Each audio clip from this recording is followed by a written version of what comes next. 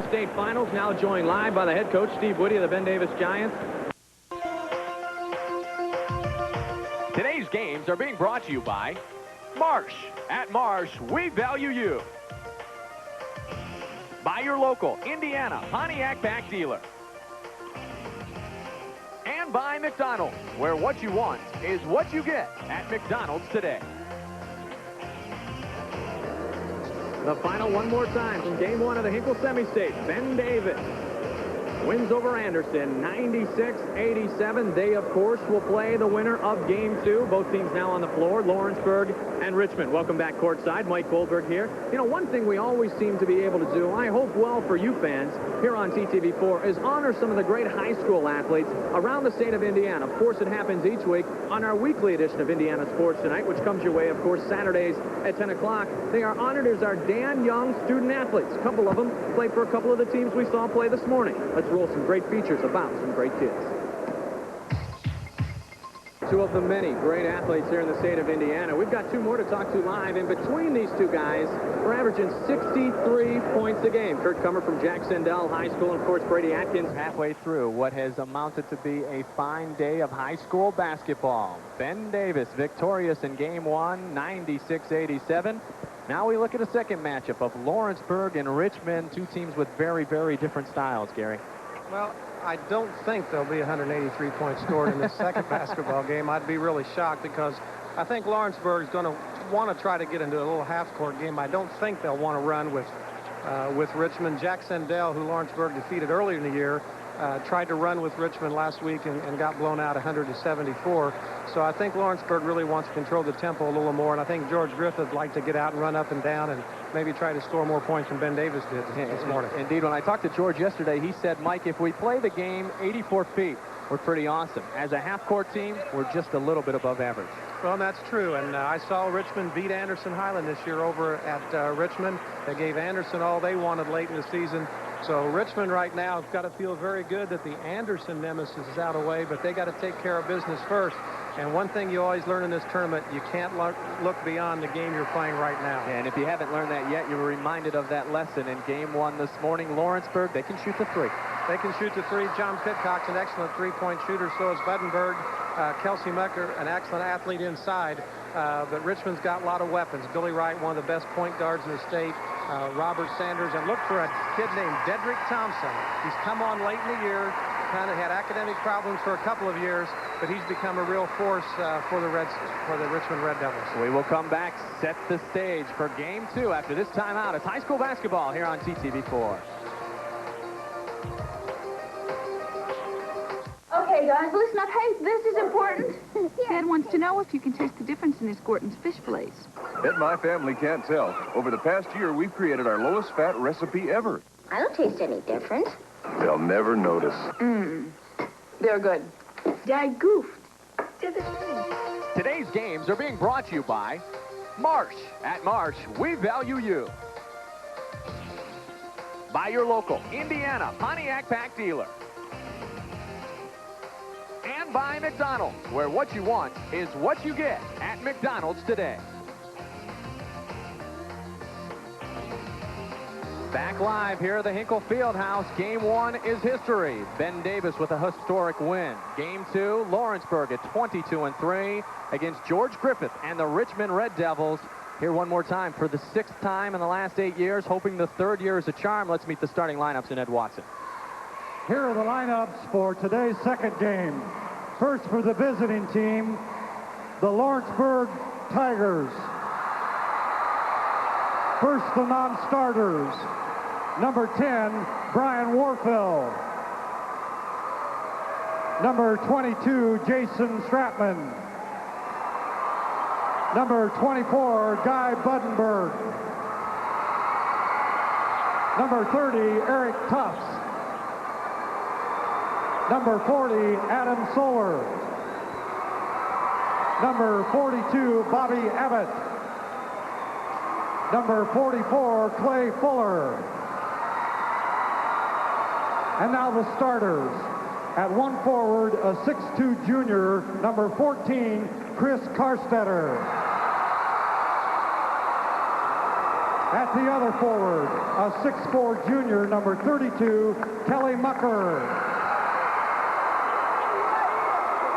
Starting at center, a 6'4" junior, number 34, Aaron Cornett. Starting at a guard, a 5'9" senior, number 12, Brandon Brightwell. And at the other guard, a 6'1" senior, number 20, John Pitcock. The Lawrenceburg coach is Mr. Jim Pugh. And now for the home team, the Richmond Red Devils. First, the non-starters. Number 10, Jackie Bledsoe. Number 22, Alan Rule. Number 24, Brent Hampton. Number 34, Dedrick Thompson. Number 44, Chris Warfel. Number 52, Greg Lynch. Number 54, Damon Lewis. And now the starters. At a forward, a 6'4" senior, number 42, Rob Zinkin. Starting at the other forward, a 6'3" senior, number 30, Robert Sanders. Starting at center, a 6'5" sophomore, number 40, Jared Powers. Starting at a guard, a 6'2" junior, number 20, Chad Austin. And the other guard is a 5'10" senior, number 12, Billy Wright. The Richmond coach is Mr. George Griffith. Today's second game officials, Melvin Redmond and J.C. Smith. Regionals in 17 years at the helm. They won the Newcastle Regional. Lost here in this game 2 a year ago to Mount Vernon. Last week they defeated Jack Sendell 100-74. Dedrick Thompson with 26 points. Chad Austin, of course, the younger brother of Woody, with 19.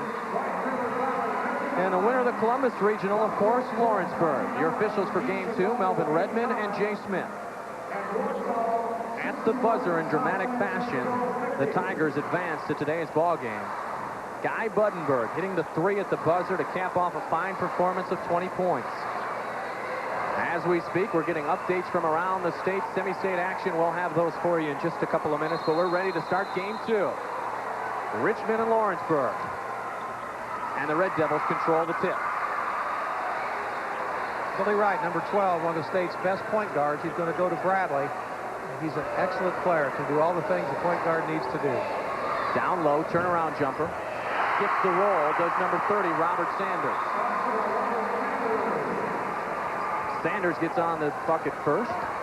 And Richmond getting into the defensive intensity. Kelsey Mucker outside. Mucker, I was just going to mention, is just an excellent athlete. He can play with Richmond's athletes inside. Mucker to put up the 3. And he gets it. Kelsey Mucker with the 3. I think he was watching Scott George in that first game. Little inspiration, huh? Chad Austin. Back to Billy Wright. Sanders jumper is off the mark. Rebound controlled by Mucker. And there's the man who runs this team, John Pitcock, the senior guard, averaging 21 points per game. Down low, wide open. Getting the bucket, Chris Carstetter. 5-2, Lawrenceburg up early. Driving, Billy Wright. Back up top, jumper on the way. Off the mark for Jake Powers, rebound to Pitcock. Keep an eye on Pitcock. He can shoot that 3 also. He's a world-class three-point shooter, much like we saw George in the first game. There's the defense.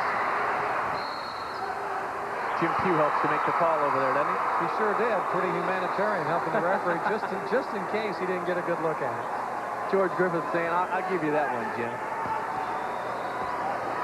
So the Tigers go back on the offensive, leading by 3. Pitcock, left side. Carstetter with the bucket. Well, Richmond's in that zone, and Lawrenceburg has picked it apart pretty well so far. Chad Austin driving, pulling up, getting the jumper. Chad Austin averages 14 per game. He's just a junior, 6'2", 175, but this is his third year here at the semi-state competition. Oh, he's a regular. Checking into the game, number 34, Dedrick Thompson, the man you talked about, Gary. Well, Dedrick's a real good story. He's had some academic problems and overcome a lot of things. George Griffiths worked with him, gone that extra mile with him, and it's paid off. Thompson had a great regional at Newcastle, and he's really become a force for Richmond. He has great athletic ability. He can literally jump out of the gym, and we'll see him do some acrobatics inside, I'm sure. So far, haven't seen too much pressure from the Red Devils. But watch for it. Once they turn it up, everybody in the state of Indiana will know what's coming at you. Back up top to Chad Austin, scoring for the jumper, and way off the mark with Billy Wright. Loose ball finally picked up by Pitcock. Well, as we mentioned at the onset, tempo will be a thing to really keep an eye on in this second game. Pitcock for three. Rebounded by Robert Sanders. Sanders pushes it up to Austin. Austin takes the baseline. This time can't get it to fall. Pitcock with the rebound. So far, Lawrenceburg's been effective in giving Richmond just one shot. They've been doing a good job on the boards inside, not letting the Red Devils get back up on that glass. Good ball movement. Brandon Brightwell back out to Pitcock. Three on the way. This time he's good with it. He's the guy that the Tigers can go to outside, and he can light it up from long range. Answering with the jumper off the mark. The Red Devils, but with the rebound, Dedrick Thompson gets his first two. Well, there's Dedrick, and he's where he should be inside because he's a pogo stick in there. He can go way up. There's some of the pressure.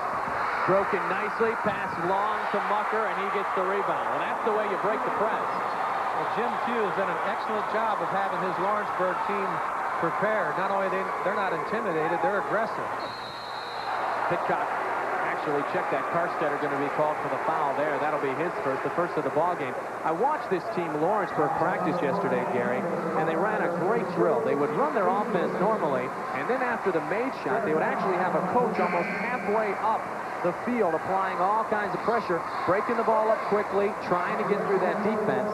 They obviously knew what they were coming up against today as we see Chris Warfeld check into the game for Richmond. Well, Jim Pugh's done an excellent job all year long, and he has his team really prepared, and they're not intimidated by the crowd, by the atmosphere, or by the Red Devils. Getting the first from the line is Jake Powers. Lawrenceburg making their first appearance in the semi-state since 1949. Powers perfect from the line.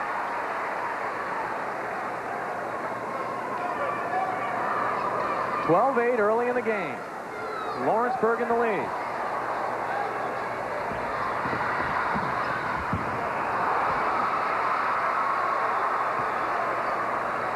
Austin with the ball. Gives the opposite way to Powers. Put Powers in with the deuce. Jake gets 4 straight points, and the lead's cut to 2. Here comes some of that pressure now, Mike, you were talking about. Richmond's going to apply. Kelsey Mucker with the basketball. Kelsey, right side to Carstetter. Back to Kelsey. Opposite way to Pitcock. Squaring up for the 3. Off the mark. Rebound by Jake. Richmond looking to push it up. They do so. Off the mark, Wolfel. Austin with the rebound in the bucket. Chad Austin's got 4. We're tied at 12. Well, Richmond's crowd getting back into it now with the Richmond Red Devils making a run and getting back in this contest. Pitcock with the basketball. Goes left side. Back up to Pitcock to Brandon Brightwell. Mucker for the 3. Off the mark. Rebound by Jake Powers. Richmond pushing it right up the floor, looking for the traveling call, but not getting it. Red Devil fans, but there will be a foul call.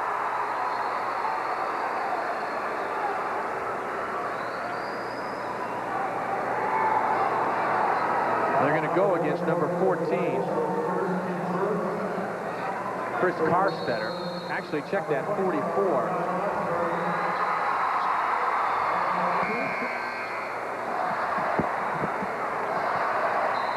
Well, we're back here with the action. Lawrenceburg bringing the ball in, and Richmond still trying to apply a little bit of pressure.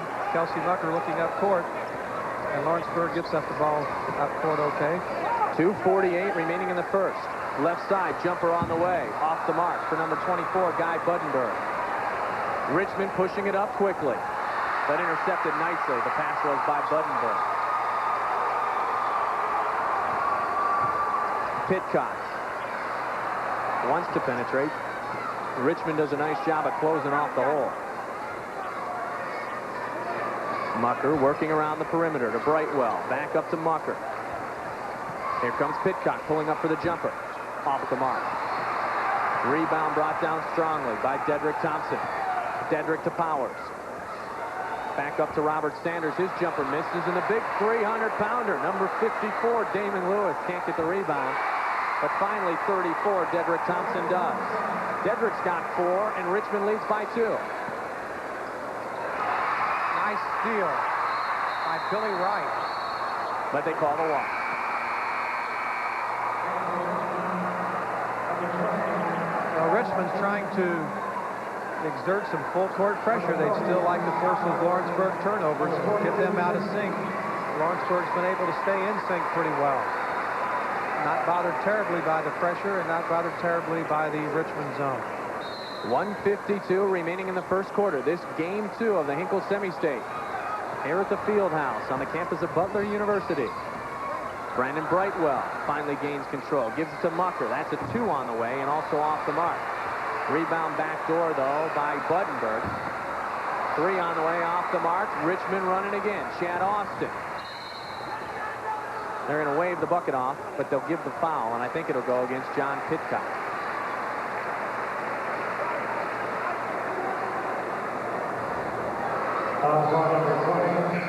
Pitcock got 1 3 to fall, but he's misfired on 2 or 3 others, and they're going to need him to be able to bomb from the outside to combat that Red Devil zone. Richmond seems to want to stay back in that zone. Force the Tigers to hit from the outside. Jim Pugh really had his guys relaxed yesterday during practice, Gary. They were having a half-court shooting contest, letting the bus driver shoot and practice. And I asked him if they would be nervous today, and he said, I don't know, it isn't today yet. Can't tell you that yet.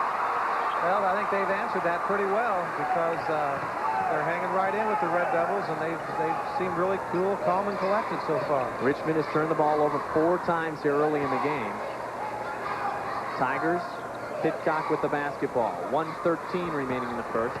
John stripped from behind. Billy Wright, the senior guard, 5'10", 160 pounds, averaging 14 points per game. And we remember his brother was a senior when Billy was a junior here on this team last year. See Lawrenceburg just kind of eyeing that zone, playing the perimeter. All their movement mostly lateral around the outside of that zone. Back up top to Brightwell. Buddenberg down low. Clay Fuller jumper. Yes. The big man, Clay Fuller. Well, they call him their shooting center. At 6'4", he's about as much of a center as they have, though. Not a very tall team as Lawrenceburg. But Fuller's got a nice touch. Nice perimeter shot on the baseline. Brightwell looking for the strip, but getting the bucket. Nice turnaround by Robert Sanders. 16-14, Richmond in the lead. 23 seconds remain in the first quarter. You see the clock down in the corner of your screen as we tick it down. As this game becomes about 8 minutes old. Pitcock, guarded up top, gives it to Mucker. They'll work for the last shot. Fuller. Billy Wright read that one coming, didn't he? He throws it back in. Mucker has it. He'll have time to throw one up from half court. See if practice works. Almost. Well, they practiced the shot yesterday. Didn't think they were going to use it so soon. We got a 2-point game after 8. Richmond in the lead. State game 1s of the various semi-states. Evansville Central advances over White River Valley 60-59. Check out some of the other scores in a second as we pick up the live action here at Hinkle. Well, the score here is indicative of Lawrenceburg style. It's not in the 20s. It was 16-14. and that scores to their benefit. Austin pushes it up quickly. Thompson with the easy deuce. Dedrick Thompson has 6 points, and Richmond has a 4-point lead. Pitcock pushing it up, and the thing you mentioned about tempo is oh so true, Gary. Fuller. Watch behind him. Buddenberg gets the 3. Well, Buddenberg threw one in at the buzzer last week to get him here. And they're going to count the bucket. As Austin shows his athleticism going hard, and he'll have an opportunity for a 3-point play.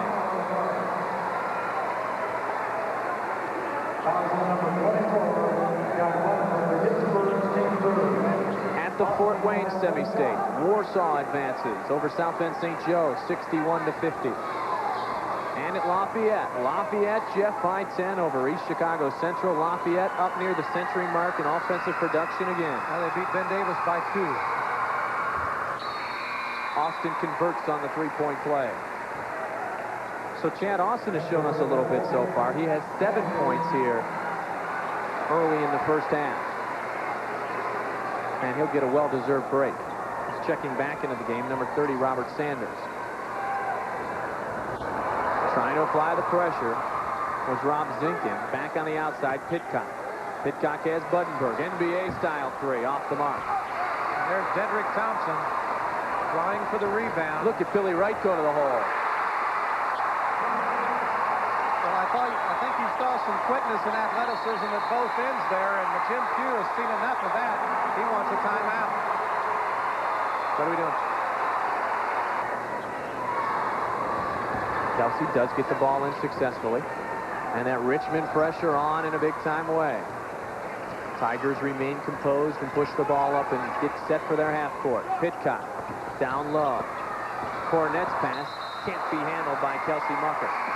Well, they broke the press very effectively there, Gary. Well, they did. They executed well. Mucker broke down the lane, and he just couldn't quite handle the pass. It's a turnover and an opportunity for Richmond now to run that lead up to 8 points. Turnover-wise, Richmond has scored. Lawrenceburg only 2. So the looseness and the comfort zone that Jim Pugh created for his Lawrenceburg club has paid off so far today. Lawrenceburg averages just 8.6 turnovers a game. The Red Devils, Chad Austin, down low. And they're working it nicely into Dedrick Thompson. Thompson has 8 points. Thompson being called the super sub by head coach George Griffin. Well, Thompson's come a long way, and basketball is a real important part of his life, and has enabled him to stay in school and accomplish some things, and he's got a great future. He doesn't even know how good he can do that. There's 3 turnovers on the Tigers. Had a phenomenal regional, too, did Thompson. 25-17. Richmond leads it by 8. The pressure effective there by the Red Devils. Billy Wright pulls up. Off the mark. Karstetter. Nice job of getting the rebound to Buddenberg.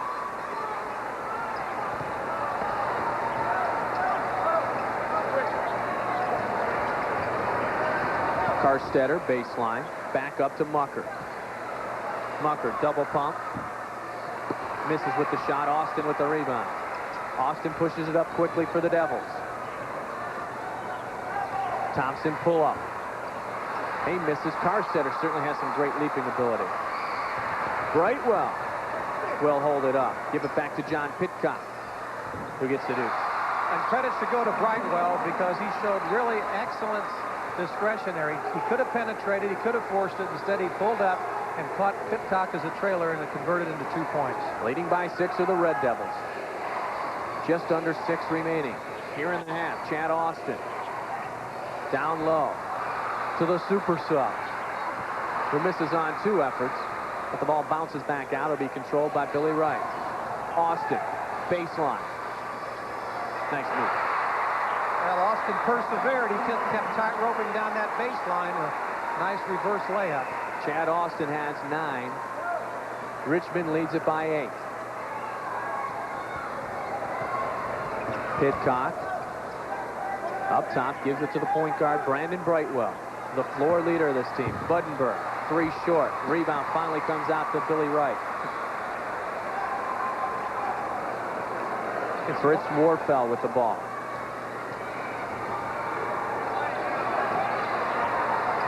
Thompson. Back to Warfel. Inside to Chad Austin. He spins a couple of times, loses the handle, but it's picked up by Robert Sanders. Nice pass from Sanders to number 44, Warfel, and the bucket.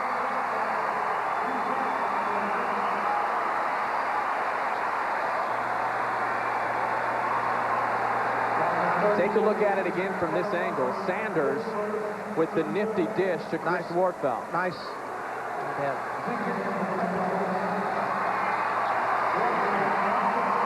Nice move inside by the Red Devils, following up on the basket, drawing the foul.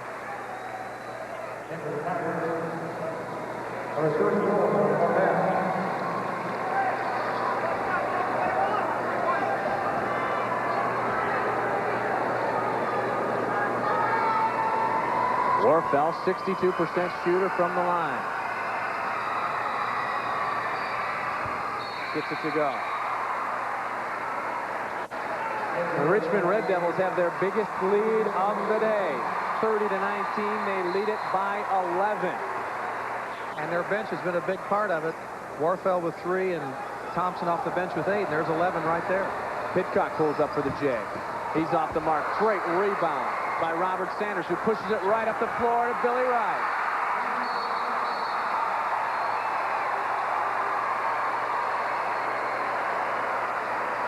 That was about 84 feet, huh?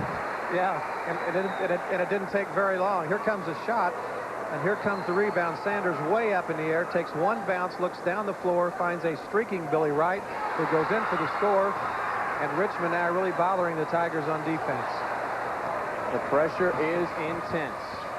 Pitcock has Mucker top of the key. Back to Brightwell. Pitcock now to Carstetter. Gets the ball. Well, Chris Carstetter has 6, and the lead's down to 11. Austin on the offensive for Richmond. To Sanders. Sanders spins. Nice shot. Between Robert Sanders and Dedrick Thompson, can you say athletes? In action. Man, oh man. Carstetter does a nice job of getting the deuce. Chris Carstetter answers. He's contributed 8 points for the Tigers so far. He's leading the way offensively for Jim Pugh's crew. Richmond now with the ball again. Billy Wright down low. Nice move by Austin, who draws the foul. And once again, Billy Wright doing what a point guard should, finding the open man along the baseline. It was Chad Austin that time. Austin drawing or committing a real nice fake and drawing the foul. There's the fake. Gets by, goes in. Carstetter has to come over from the weak side to help, and he gets charged with the foul. Richmond makes a couple of substitutions, as does Lawrenceburg, as Clay Fuller checks into the ball game for the Tigers. Red Devils just checked in, number 42, Rob Zinkin. And you'll notice a lot of substitutions for this Richmond team, but they've got to go 8 or 9 deep with the kind of pressure and intensity that they play. Well, to play up and down at the rate they want to play, they like to keep fresh legs in there, and they've got a lot of them to do it with. They can go about 10 deep. Chad Austin is in double digits already. 2:46 remaining in the half. Richmond leads by 13, their biggest lead of the game. Mucker to Brightwell. The pressure is on again. This time they're going to call a foul on Chad Austin.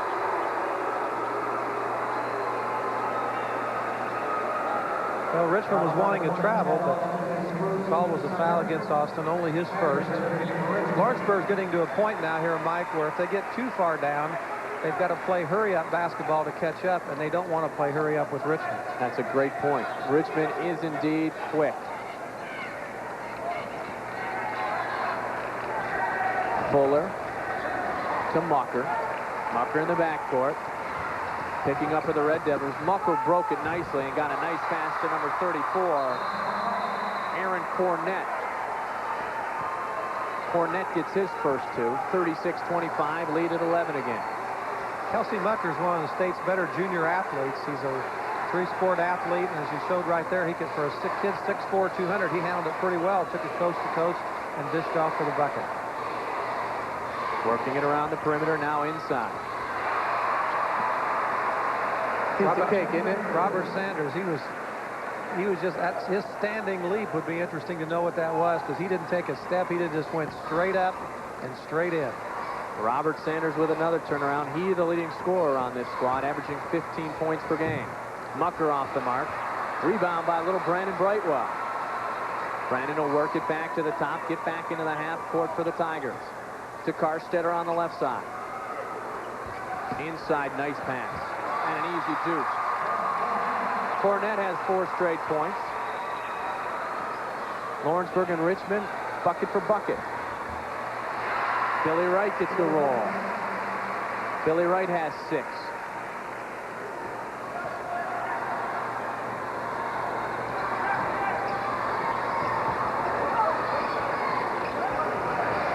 Pressure applied again by Richmond. Mucker, they're going to wave it off and call him for the walk.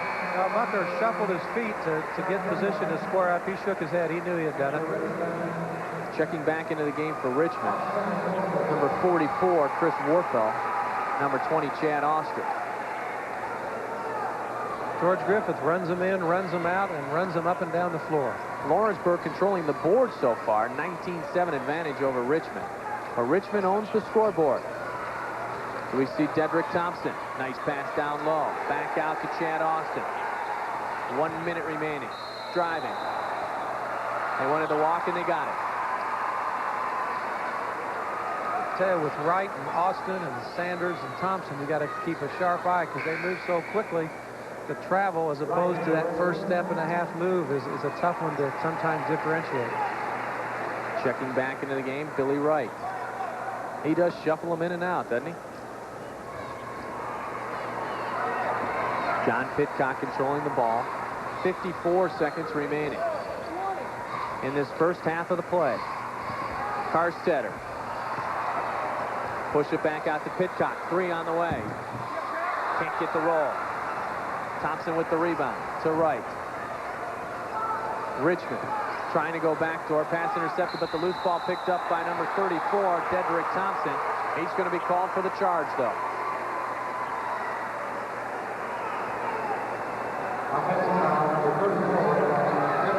So we're going to see it. Thompson picks up the ball and goes right into Mucker. Mucker, excellent defensive position. The way Thompson can go up, I'm not so sure. He should just accelerate it a little more vertically and not as much laterally. He had about a 5-foot shot. He tried to make it a 3-footer. 33.3. 13-point game. Lawrenceburg with the basketball. The Red Devils ranked 12th in the state. Lawrenceburg has won 20 in a row. Pitcock with the ball. Richmond has stayed with that zone throughout the first half.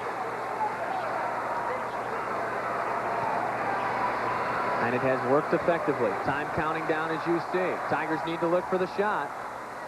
Pitcock's their man. He's off the mark. Tip up, will not go. Well, Richmond's biggest lead of the afternoon was 13. They will take that to the locker room. We're halfway through game 2 of the Red Devils in the lead. The Richmond Red Devils, a fine performance offensively and defensively. They lead by 13, 40-27. Mike Goldberg, Gary Donna back courtside here at Hinkle, and tell you what, just what we expected with Richmond, lots and lots of pressure. Well, once they could up-tempo the game. Now, the first quarter, they had a little problem doing that. Score, I think, was 16-14, about where Lawrenceburg liked it. But Richmond cranked it up for 24 points in the second quarter. That got going up and down the floor. Sanders, Billy Wright, Chad Austin, Dedrick Thompson. They got it going quicker, and they also got it going a little better their way on the scoreboard. Yeah, they did indeed. Lawrenceburg, they need to get the 3 going. They need to really start to work their half court persistently. They can't get away from their game plan, as you alluded to earlier. Well, they haven't been able to shoot from the perimeter very well. Pitcock, who usually nails some threes, only has 5 points at the half. Kelsey Mucker's not been able to drop very many in from the outside.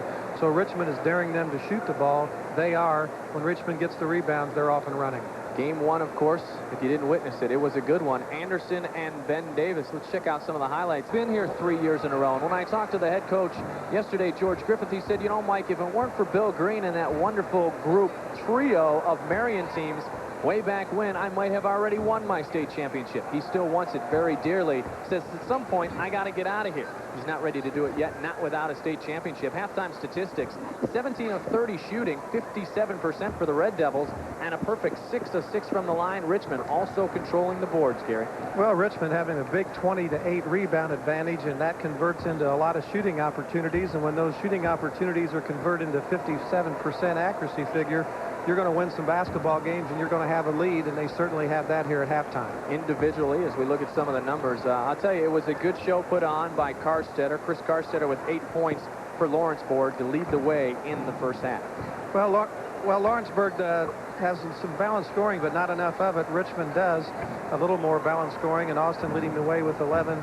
Sanders and Wright, fellow starters, scoring well, but Thompson probably the difference in the game with his contribution from the bench with 8 points and some rebounds. Nobody really in foul trouble, as we can see from the numbers. Chad Austin, though, I guess appropriately to do at some point, we're going to have to compare and contrast him to brother Woody. Well, that might be a little unfair at this point, but he's making a name for himself. Here he comes with the crossover dribble down the baseline all the way around with the reverse layup. That's an excellent move by Austin, and he has good body control. He's only a junior, so he's got another year to go. Indeed, he is leading the way with 11 points. Sanders, Thompson, and Wright. Sanders and Thompson, the athleticism has shined through here in the first half. Well, and that's something Lawrenceburg didn't want to happen. You know, 40 points for Richmond at halftime tells a story. If their score was in the 20s or low 30s, we'd say things were going Lawrenceburg's way. But when they're getting up into the 40s, that portends for 80s for the ball game.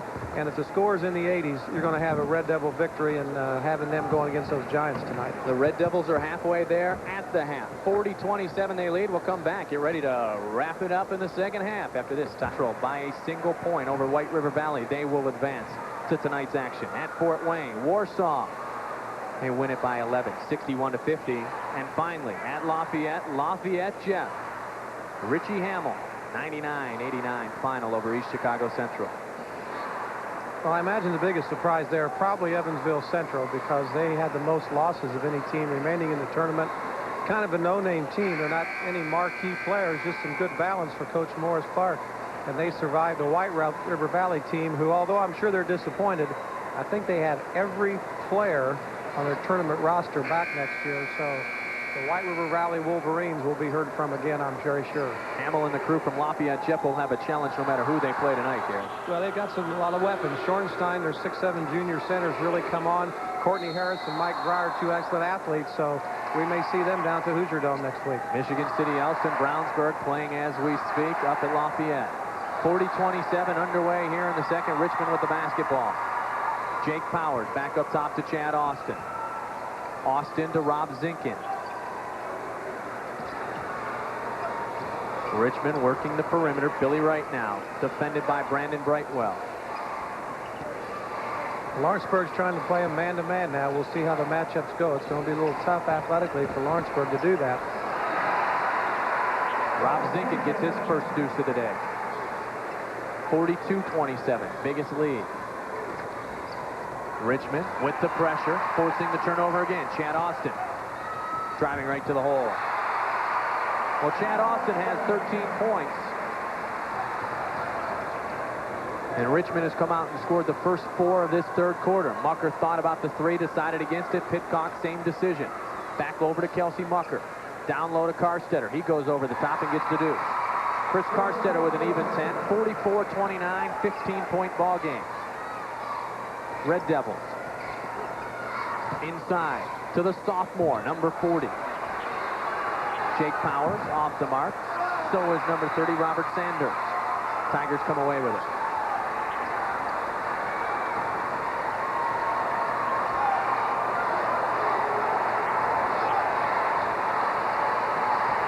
Carstetter pulls up. Short on the jumper. Loose ball picked up by Chris. Gets it to Kelsey Mucker, who goes up strong. Kelsey Mucker now has 7 points.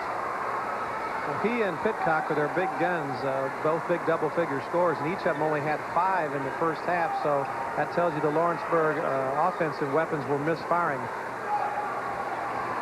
One of those a 3, and then 1 field goal for John Pitcock. With the nice touch, Rob Zinkin. Zinkin has 4 here in the third quarter.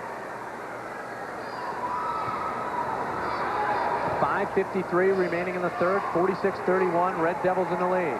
The winner to play Ben Davis tonight, Brightwell, jumper good. Brandon Brightwell with 2. But Richmond just pushes it right back up the floor. Not a chance to rest, nor a time to walk. Well, the tempo so far here in the third quarter is certainly a Richmond-type tempo. It's up and down, push it up, shoot the ball. And I just don't think Lawrenceburg is either going to get back in the game or win the game with that kind of a tempo. But when you're 13 down, you don't have a whole lot of choice. You're going to have to play the game the way Richmond wants you to play it when you have that big lead, as the Red Devils do. Pitcock. Good-looking shot for John Pitcock. Well, that'll be something to look for in the second half, Gary, to see if Pitcock and Mucker can get it fired up. They're going to need to. Billy Wright slows it down for the Red Devils. Doesn't happen often, but they do have to slow it down once in a while. Dedrick Thompson.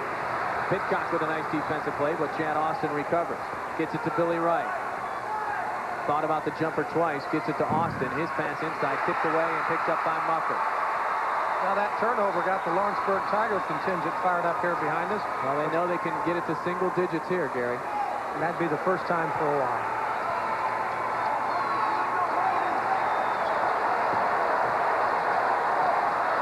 Brandon Brightwell running the show for Jim Pugh's Tigers. Gives it to Mucker. He squares up in the corner. Jumper off the mark. 2 Richmond guys were fighting for the rebound, but Chad Austin comes away with it. Nice pass from Austin to Billy Wright, but it won't count. Getting the position, I believe, was Karstetter. Well, there was a untimely conclusion to that break, but let's watch that break. Austin looking, finding the cutting Billy Wright coming in from the wing. Picture perfect. Nice rebound, good outlet pass, good recognition, cutting the lane hard, except it didn't close the way they wanted. But as long as they can keep getting those kind of breaks full court, it's going to be to the Red Devils' advantage. You just saw Damon Lewis, number 54, 6'3", 300-pound junior center, in the game now for the Red Devils.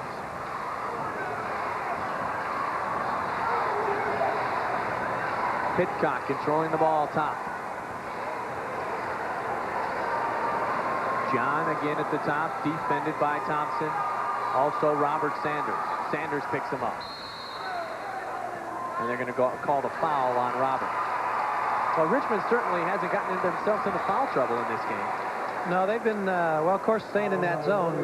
Hopefully that will prevent you from foul trouble and get you some superior rebounding position, and they've dominated the board. So Coach Griffith's strategy with that zone of his has paid off to this point. It certainly has. Billy Wright controlling. In and out. Austin with the rebound. Gets the 2. Chad Austin's done it inside. He's done it outside. He's penetrated. He's rebounded. He's played great defense. And so does Robert Sanders there, forcing yet another turnover with the pressure. Well, the Richmond defense there just kind of quieting the Lawrenceburg crowd. They got fired up on that last 3-pointer. We're back into it. And Sanders forced the baseline turnover, and Richmond has the ball underneath their own basket. Again, miss it. But going back up strong is Thompson. Finally bringing down the rebound, John Pitcock. Brandon Brightwell now controlling. 10-point game again. They'll try to cut it to single digits. Mucker. Back out to Brandon Brightwell. 3 minutes remain. Mucker, right side. Brightwell with the 3. Off the mark. Karstetter had the rebound but had it stripped away. Richmond's on the run. Chad Austin. They're going to call him for the elbow. Now they're going to call him for a travel, but he sure did get that arm in there, didn't he, Gary? Yeah, I think he called a shuffle before he extended the forearm and committed the infraction. So it was a question of either a travel or a charge, and I think he called the travel first. Take a look at it here. Here he comes. going to come right cross over there. And I'm not sure that he didn't come almost simultaneously. He shuffled right at the last moment. Either way, it's back over to Lawrenceburg, and they have the basketball and a chance to cut it to single digits. Brightwell pulls up with the J. Gets it, and they have. You know, they always talk about that, being in a position to be in a position. How important is that double-digit, single-digit mental factor? Well, I think it's real important when you're a team that's fighting a superior team athletically. It can do one thing. It can get the crowd back into you for it. It also can keep that adrenaline going, and it's a mental thing. As long as you think you're in the ball game, it can make those legs keep driving, and they don't get tired as fast, and you can just hang in there. And Lawrenceburg has refused to go away. They've gotten down. They were on the brink of being out of it, but they keep battling. Robert Sanders in the game, sitting down the big man, Damon Lewis. Damon getting a well-deserved rest. Billy Wright runs this team so very well. George Griffith said he thinks Billy Wright's the best senior point guard in the state. Gets it in. Going up strong. Off the mark, number 40, Jake Powers. And when you talk about Powers, this is a kid, just a sophomore, started last year as a freshman. He could be a good one, couldn't he? Well, I think he will be. He's going to get more mature and get stronger. He's kind of like a young colt right now, a little gangly, and sometimes gets knocked around in there, but he keeps battling. And I think he'll become much more of an offensive threat as he progresses through his career. Right now, he doesn't have to do that, and therefore that's good for him. He doesn't have that pressure because people like Sanders and Wright and Austin Thompson, they can do that. Adam Stoller checking into the game for the Tigers. As you saw, that's now 3 personal fouls on Chris Carstetter, who hammered Powers underneath. Jared Powers, his full name. He goes by Jake. And misses the first. Checking into the game, 42, Rob Zinkin. For 44, Chris Warfelt. Powers will go back up to the line, hoping to add to his point total. 2 of 3 from the stripe today. 2 of 4, maybe. Well, those 2 big misses really bring some smiles to this orange-clad Lawrenceburg Tiger contingent and gives the Tigers a chance to cut that 8-point lead down. 1:56 remaining in the third quarter. Applying the pressure of the Red Devils. And fouling is Robert Sanders. That'll be 2 on Robert. If you're a George Griffith and a Richmond Red Devil fan right now, one thing you don't want to do is let these Tigers hang around and get down into that last 2 or 3 minutes and make a 2 or 3 minute ball game out of it. That happened to Columbus North last week, and Buttenberg put them out of it with a 3-pointer at the buzzer. There you see number 34, Dedrick Thompson, getting a well-deserved rest. Chad Austin back in the ballgame.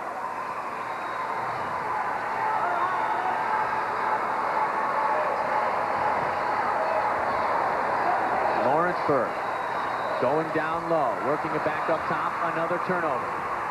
Austin pushes it up the left side to Sanders. Sanders tried to thread the needle. Pitcock intercepts, and Lawrenceburg's on the run. Pitcock has Brightwell. John keeps it himself and gets the deuce. Well, John Pitcock now has 9. He's really got to heat it up. Pitcock averages 21 per game, but Lawrenceburg has cut it to a 6-point game. Billy Wright, dish to Sanders, jumper good. Robert Sanders has 10. Dedrick Thompson has 8. And Chad Austin has 15. 50-42, Richmond. Stoller back up top to Pitcock. He squares, shoots, off the mark. Austin with the rebound. 48 seconds remaining in the quarter. And Richmond will slow it up to a tempo not very often seen in George Griffith's team. Well, assistant coach Jeff Williams called play 12, whatever that is. Either that or they're going to hold to the 12-second mark and go for the shot. Could be pass to Billy Wright. Could be wait 12 seconds.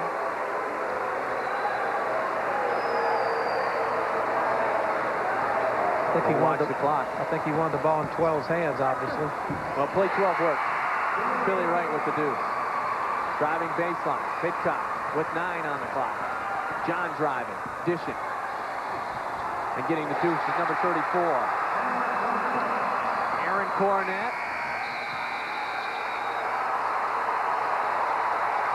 Richmond has had their lead cut to 8. We've got 8 minutes remaining in regulation. The Red Devils trying to advance to play Ben Davis. Richmond by 6, 8 to play. Field goal percentage. 19 of 39, 49% shooting for Lawrenceburg. Richmond even a better mark than that at 55%. Well, both teams shooting the basketball pretty well. They've both taken care of the basketball. This has been a well-played basketball game on both sides. Brightwell rebounding. The edge goes to Richmond, and a big one at that. And there's another one to add to the total. Chad Austin brings it down. And I think Kelsey Mucker's hurt. I think Mucker caught an elbow, an errant elbow in the mouth or in the face. He's holding his mouth and his head, both.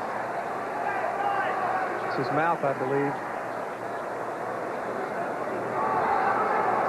Here comes the rebound. Let's watch Mucker. I think he got a shoulder in the mouth from Robert Sanders, the right shoulder. As you saw Sanders kind of go up and extend for the rebound, and Mucker was right up over his right shoulder and caught the shoulder of Sanders right flush in the face. Kelsey being attended to as we speak. Looked like he might have banged his head on the floor on the way down too, Gary. Yeah, I think it was a double shot there. It was unintentional. We're going to take a look at it again here. Here goes Sanders high for the board. You see Mucker 32 coming inside, and then you see him reacting backwards as he caught the shoulder from in front from Sanders. And as Mike mentioned, I think when he went down, I think his head hit the floor, but he's up. Kelsey Mucker, just a junior and a fine competitor. He can score, he can rebound. He's got 10 points thus far in this game. Second leading scorer on the team, of course, behind John Pitcock, 15 points per game, shoots 70% from the line, and just fun to watch. And that's the kind of play which makes coaches ask the referee, he didn't get fouled on that? Billy Wright. Powers. Jake looking for somebody to cut. Finally, Thompson pulls up for the J and makes no mistake. Dedrick Thompson has 10, and so does Robert Sanders. Richmond's got a lot of weapons. They can beat you in a lot of ways. George Griffith is certainly open still. Loose ball picked up by Billy Wright on the run. And with the deuce, Robert Sanders. It's becoming the Sanders-Thompson show here, isn't it? Yes, and oftentimes Richmond's best offense is their defense. And we saw that back-to-back possessions, and Jim Houston has seen enough of that. He wants a timeout to talk it over. George Griffith, Young Davis, the Giants earlier today, if you missed it, defeating Anderson 96-87. Behind a fine performance from Michael Brooks and Scott George. Lawrenceburg with the basketball. Cross court to Pitcock. Pitcock back intercepted by Robert Sanders. Could see that one coming. Sanders takes it himself and gets it out. Robert Sanders has 14 points. When I asked George Griffith about Sanders, he said he can score, and he's shown that so far. 84-foot game being played again. Austin swatted away. Nice defensive play by Mucker. Pitcock hoping to turn the great defense into offense. Clay Fuller from the corner gets it.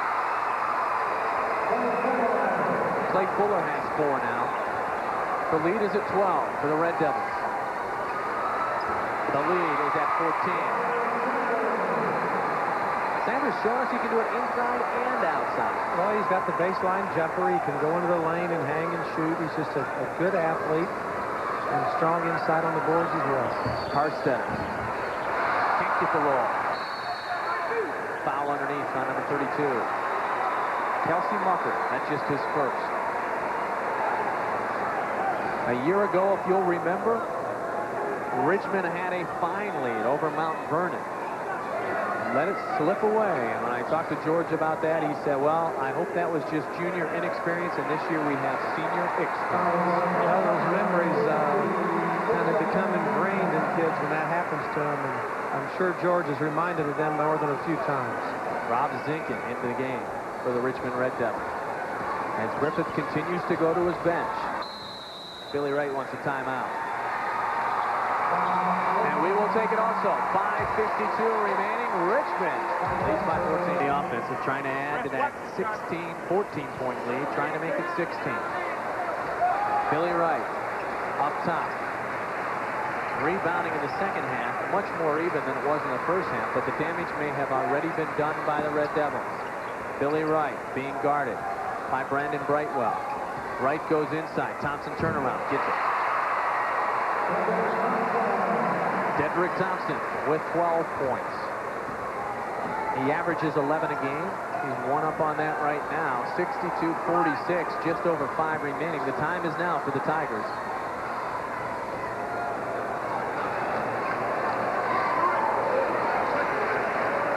Guy Buddenberg throws up the 3. The rebound brought down by Thompson.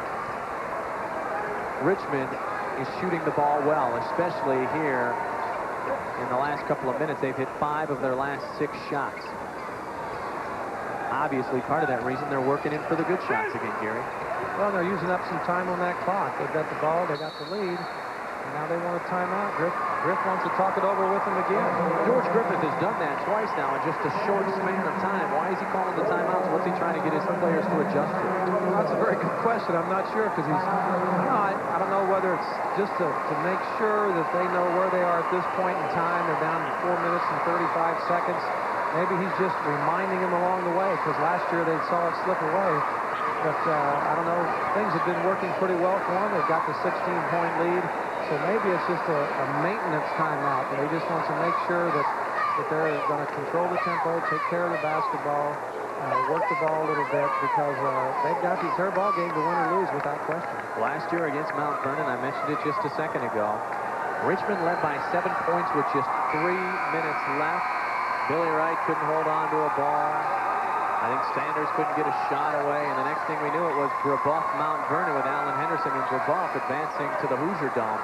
But the one thing that I recall from that game, too, a year ago is Richmond and Mount Vernon sure did hammer each other, and really the Marauders didn't have a whole heck of a lot left when they met Brebeuf that night. Well, Richmond wore them out, and of course it was took a lot out of Mount Vernon to make the comeback, against the Richmond Ball Club. And right now, Lawrenceburg's in the same position. They got to come back from about twice as far. Richmond trying to hold on. George Griffith wants to go to the Dome, and he wants to come away with one. Working the offense, using the clock now are the Red Devils. Looking for the right shot. Dedrick Thompson, will he take it? No, he'll give it to Jake Powers, who goes back up top. To number 10, Jackie Bledsoe, now in the game for Richmond. Bledsoe, a young sophomore, but a good ball handler. Powers. Back up top, pulling it back away and working it a little bit more. Robert Sanders. Well, I think we know what George Griffith said during the timeout now. Well, he wants to take care of the basketball, use some time, and also, he may be looking ahead just a little bit because if he can slow down the tempo here the last 3, 4, 5 minutes, kind of save some legs a little bit. He's got Billy Wright off the floor right now, and he's got him off his feet. And you may see this happen a little bit more and rest some people. Chad Austin comes in after getting a well-deserved break. Chad, a junior, as I mentioned before. He's here for the 3rd straight year, also checking back into the game, or at least attempting to, the big man Damon Lewis. And he does. Dedrick Thompson taking a seat, as you see there. He has a strong performance, 12 points off the bench. He's going to rest a little bit, so Griff's doing a little rotation resting right now. Pitcock gives the foul. John Pitcock really been kind of silent. Just 9 points, averages 21. They needed him to get heated up, did Lawrenceburg. Well, neither one of their offensive weapons, Mucker or Pitcock, have had their normal kind of day, but then again, they're playing against a team like Richmond that doesn't have a normal kind of defense either. And now they're just giving the fouls that they have to give. That one goes against number 12, Brandon Brightwell.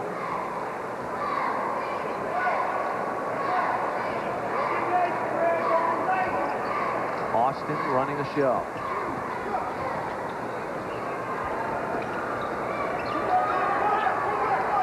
Bledsoe now with the basketball.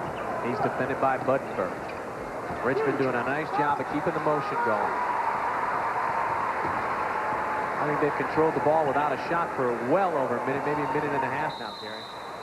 Well, they're going to force Lawrenceburg to foul. They're going to go to the foul line. Sooner or later, they'll get the bonus, right? Well, they have to. Clay Fuller, second. And they will be in the bonus. Next foul, they will go to the line. Richmond, as you see Jim Pugh yelling some instructions. 62-46, 3:15 remaining. Don't forget, of course, Gary and I will be back courtside here live from Hinkle at 8 o'clock tonight for the semi-state final. Sitting down, number 30, Robert Sanders. Giving the foul again, Pitcock. That's 3 on John Pitcock.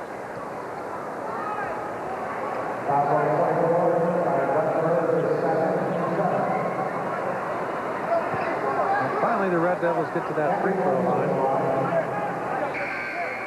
And it'll be number 10, Jackie Bledsoe. Pretty good free throw shooter, too. Chris Carstetter checking back into the game for Lawrenceburg. Brandon Brightwell sitting down.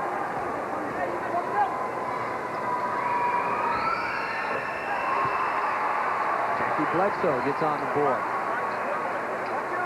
The young sophomore, just 5'6", 150 pounds. Priming him to play a little defense, I would say. 69% shooter from the line.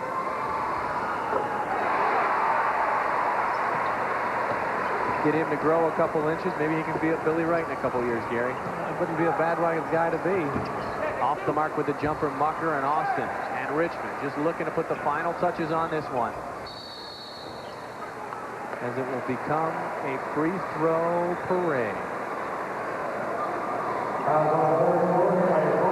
Clay Fuller, that is his 3rd foul. Going to the line will be Dedrick Thompson.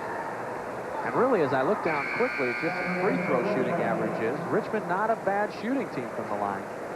Well, they've got some people who play a lot of basketball, put in a lot of time, and repetition and practice is a big part of the free throw success. And I'm sure the Richmond Red Devils have put in all the time necessary, and this young man here, Dedrick Thompson, has put in a lot of time in straightening himself out, getting academically eligible, and being a part of this basketball team. Early in the year when I was over at Richmond and saw them defeat Highland, I was very impressed with Thompson when he came off the bench with his athletic ability, and they were keeping their fingers crossed right then that he could stay on track, and he's helped himself and the Richmond Red Devil ball club.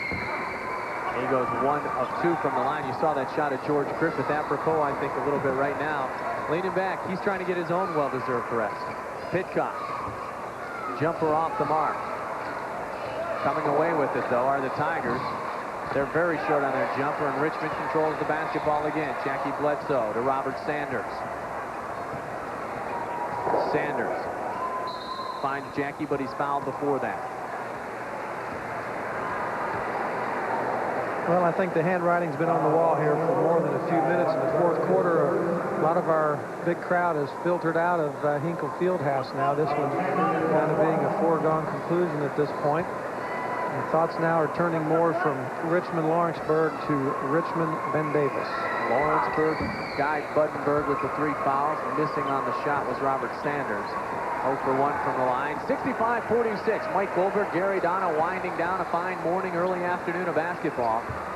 We'll get our break this afternoon, and we'll fire it back up tonight. Sanders with the basketball for Richmond. Back to Bledsoe. Over to the left side. Richmond will work the clock one more time. Cross-court pass, back up top to Bledsoe. 2 minutes remaining in the contest. 65-46. The Red Devils and the Giants to meet tonight for a right and a berth at the Hoosier Dome next week. Fouled on the play. Number 24 picks up the foul. That's Guy Buddenberg. And Sanders will go back to the line.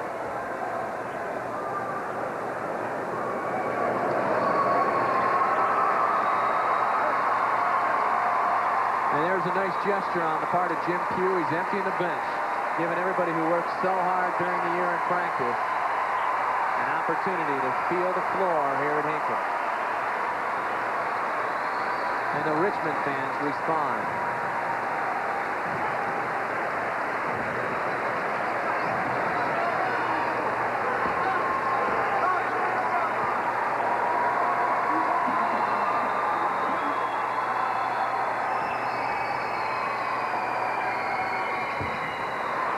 Sanders gets the first to go. Gary, your thoughts in a general picture of what we've seen so far and what we can look forward to tonight? Well, I think it's just going to be a question of whether or not Richmond can do what Anderson was unable to do. Can they slow down the Ben Davis offense? Can they deny Brooks and George the ball? And can they really make their because you're going to have to beat Ben Davis. You're not going to be able to let them get the basketball and shoot it. Ben Davis is on a roll. Richmond's going to have to slow him down. Alan Rule checking into the game for the Red Devils.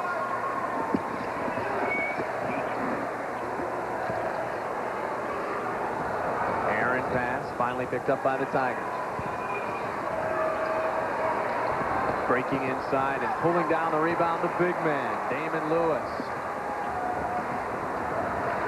67-46, just over a minute remaining in the contest. Number 24, Brent Hampton with the ball for the Red Devils. The benches have been cleared. They're just playing this one out. Everybody getting a chance to play here at historic Hinkle Fieldhouse.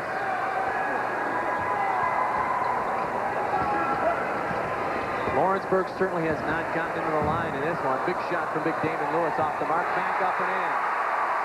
Everybody getting into the action. Number 52, Greg Lynch gets the deuce, the senior center. And the steal by Jackie Bledsoe. He'll go coast to coast.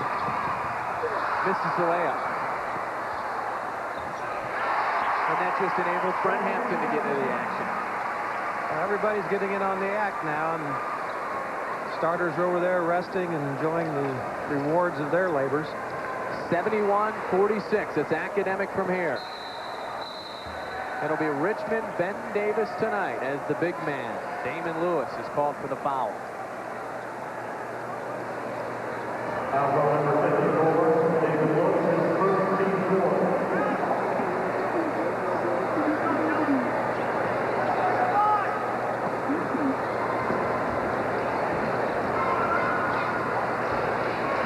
Jumper off the mark. Red Devils just winding it down now. 20 seconds remaining in the game. George Griffith looking relaxed in the corner of your screen on the bench. Jackie Bledsoe gets it into the big man. He goes window. Tries to get the rebound. Can't get it to fall. A little volleyball going on. Finally, the foul will be called. Well, this is important, as you mentioned, too, I think, the last couple of minutes. The ability for Richmond to give their guys a rest, because Ben Davis is playing with some extreme confidence. Well, and that's true, and Richmond can get some rest, and that can avoid that cramp factor, and they're playing that second game that they can relax now and stretch out a little bit. Every little bit helps. Griff knows that. He's been here before, doing a real good job of rotating his players actually all game long anyway. That's kind of his game plan all year, and he's gone with it. Been successful, and the big key, though, I think, is going to be the Richmond defense. Can they slow down the Ben Davis offense? Can they deny George and Brooks the basketball? Brian Woodfill fills up the first free throw, the junior guard. Nice young man. I was talking to him at practice yesterday. Brian was giving me the insight on all the big scores. He said, Pitcock's just our man. Unfortunately, John really never got on track today. And Lawrenceburg will go to the feet. The buzzer. Jackie Bledsoe cannot get it to fall. The semi-state championship is set. Richmond wins game 2, going away. 71-48. We'll be back to wrap things up after this.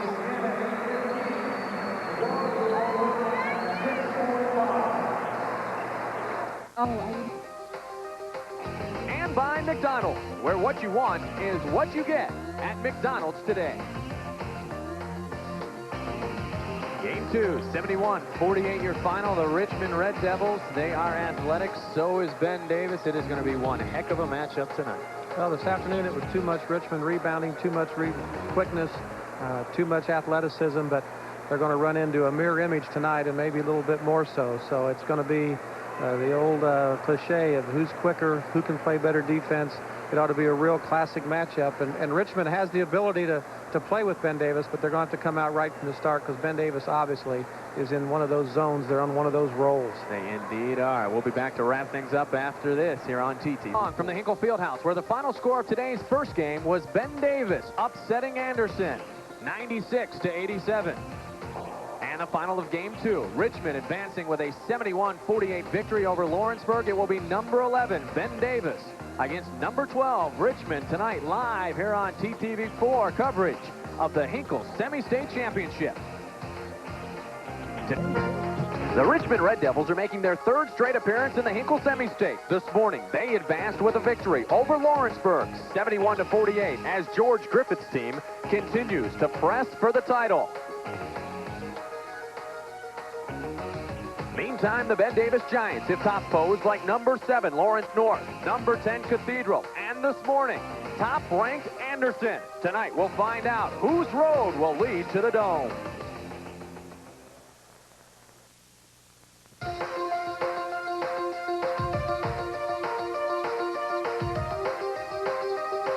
WTTV proudly presents the Indiana High School Athletic Association Boys Semi-State Final Game from Hinkle Fieldhouse in Indianapolis. Tonight's game is brought to you by Marsh. At Marsh, we value you. By your local Indiana Pontiac Pack dealer. And by McDonald's, where what you want is what you get at McDonald's today. Live from the Hinkle Fieldhouse on the campus of Butler University here in Indianapolis. The matchup looks like this. The Hinkle Semi-State Finals. The Richmond Red Devils with a record of 21-5 against the Ben Davis Giants with a record of 21-3. Hi again, everybody. I'm Indiana Sports Tonight's Mike Goldberg. We started the day with 16 teams. There are now 8 left, and just a couple of hours, the Final Four for the 1992 Boys State Championships will be set. Joining me again tonight, as he has done all the way through, the publisher of Hoosier Basketball Magazine, Gary Donna. A lot of people expected to see Anderson. A lot expected to see Richmond. Half of them are here. Well, half of them were right. I think a lot of people did expect the Anderson-Richmond matchup, but Ben Davis didn't believe that, and they came out and just gave a sterling performance offensively and defensively and got the job done in a convincing fashion. Ben Davis on a mission. One of the reasons their mission has been successful thus far, the play of Michael Brooks. Well, Michael Brooks really did it all. He worked inside, he worked outside, he shot the ball well from the field. He also was deadly at the free throw line once again. He just gave a complete performance. Brooks had 32 points. Scott George had 38 three-pointers. Well, Scott George, as we see here, just had an excellent afternoon from the perimeter. He had, as you said, 8 three-pointers. Every time he got the opportunity, he knocked it in, and he did it at some real crucial junctures when Anderson would start to make some runs. So he's had an excellent game offensively, and he and Brooks were just too much to handle. No surprises when you play the Richmond Red Devils. They'll come at you 84 feet long. 84 feet long, and they got great quickness, and they have a lot of kids. They can run in and out, and one of them is Robert Sanders, and he can hurt you on the baseline as he's going up there with that jumper. He can go in the middle and penetrate and hang. He can do a lot of things inside at his size. And the junior Chad Austin, no longer Woody's little brother, just a fine player. Well, he's not little, and I don't think he's anybody's brother. He's his own man, and he shot the ball well today. He can shoot on the move. He can do a lot of different things. He gives the ball up when he doesn't have the shot. He gives a lot of versatility to Coach George Griffith's offense. Richmond and Ben Davis will meet the starting lineups after this timeout. Good evening, ladies and gentlemen, and welcome to Butler University and Hinkle Fieldhouse for the Indianapolis Semi-State Championship game. Please stand as the flag is presented by Lawrence North, Kim Sylvester, and Stacy Faulkner. The national anthem will be played by Lawrence North, John Sturm.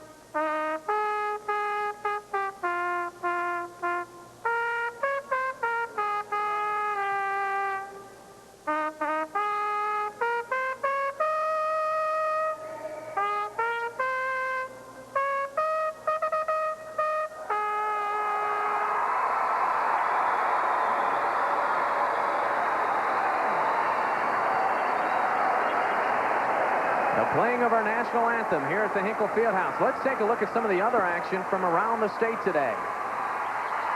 Evansville Central will play Jeffersonville at Terre Haute tonight. At Fort Wayne, it's Warsaw and Kokomo. Kokomo may be the surprise of the tournament, the Cinderella story. And at Lafayette, Jeff and Richie Hamill, 99-89 victors. They will take on Charles, Killer Macon, and Michigan City. Elson will update you on all those scores as the evening continues.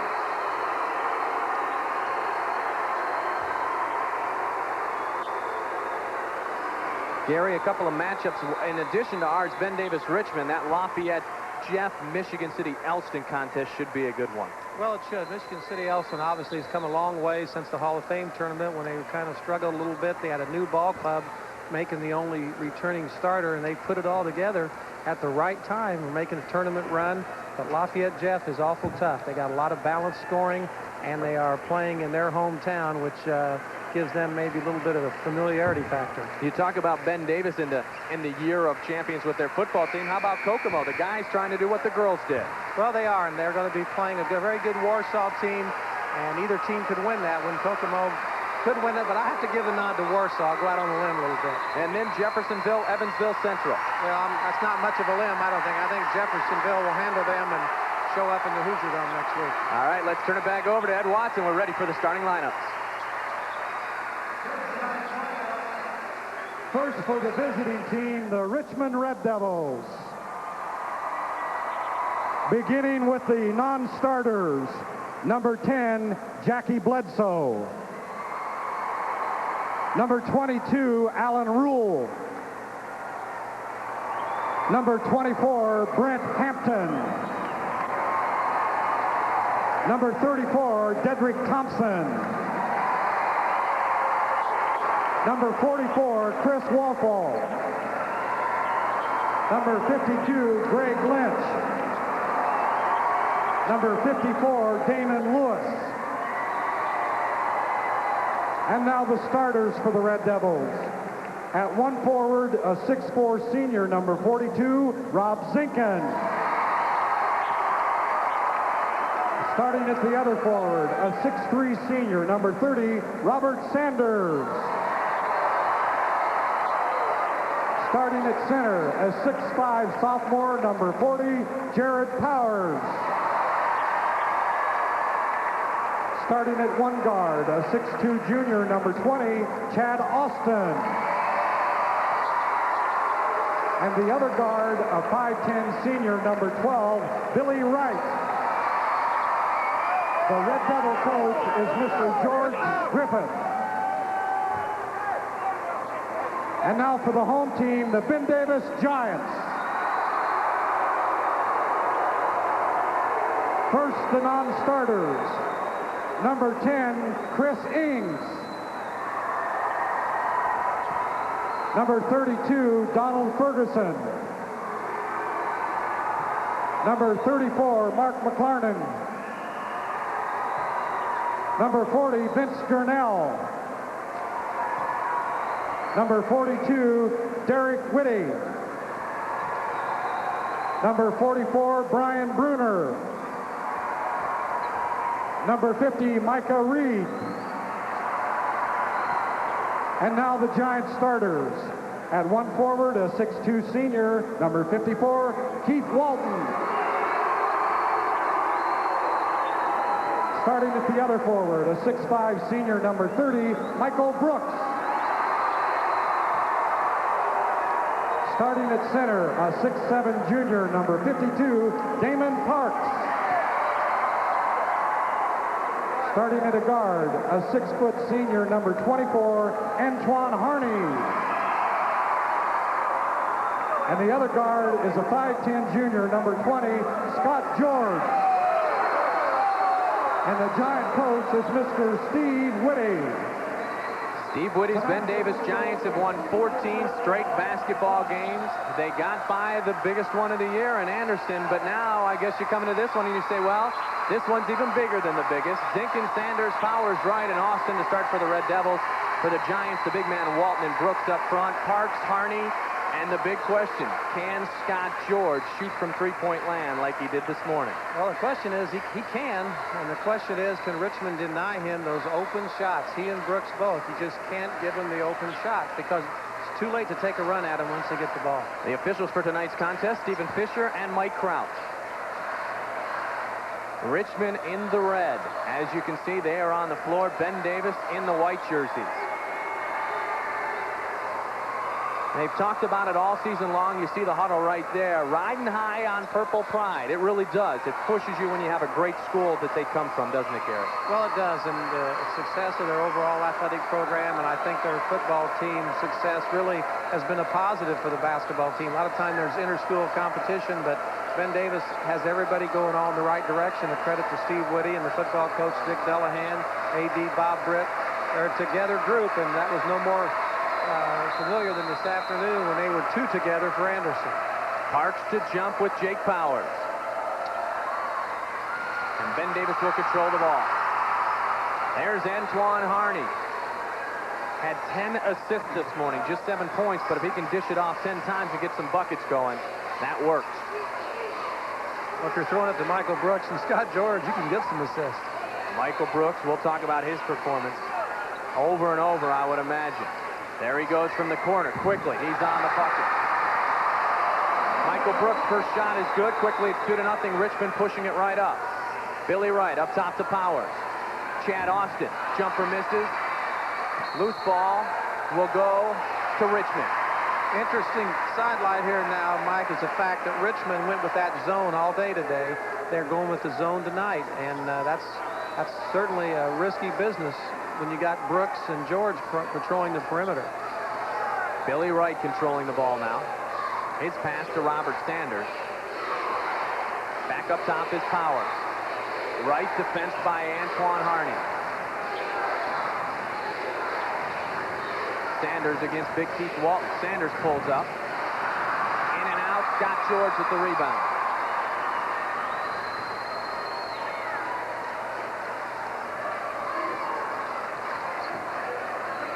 Harney goes left side to Brooks.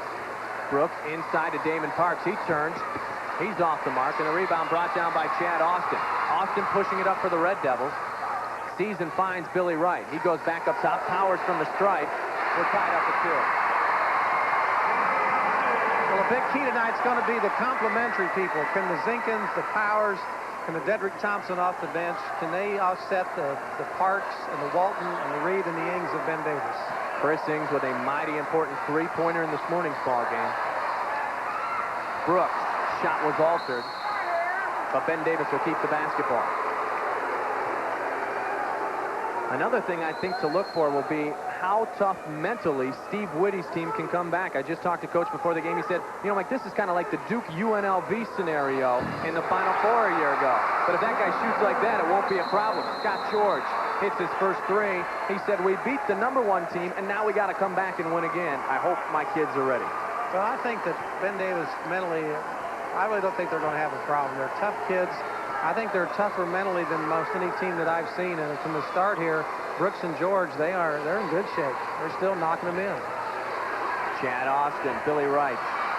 Austin gets the rebound. Loose ball. Finally picked up and put back in by Jake Powers. So Jake Powers has 4. Brooks and George have combined for 5, and Ben Davis leads it by 1. Harney inside to Brooks. Brooks, nice pass to Damon Parks. Good recognition by Michael Brooks, Gary. Well, that's true, and Ben Davis is moving the ball real well against that zone. They're shooting well against it. George Griffith may have to reconsider on that zone eventually. They're going to wipe the bucket out. They're going to call the personal foul on number 20, Scott George. That'll be his first and the team's first.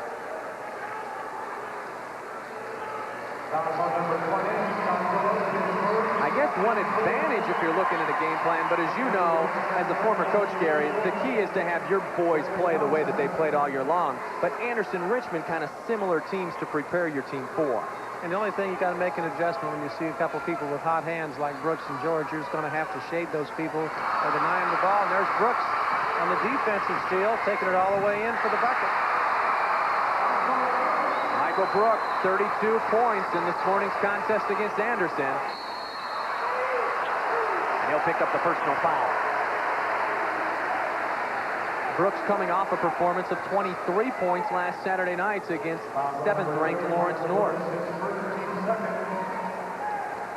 We're going to watch Billy Wright take it to the hoop. You're going to see Michael Brooks on the grab there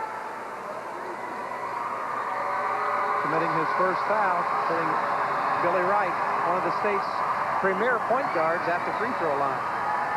Billy shooting 66% from the stripe.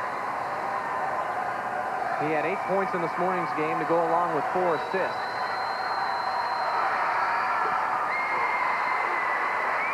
This is the third year at Hinkle, and as it is with all the Red Devils, the first time they played in the evening game.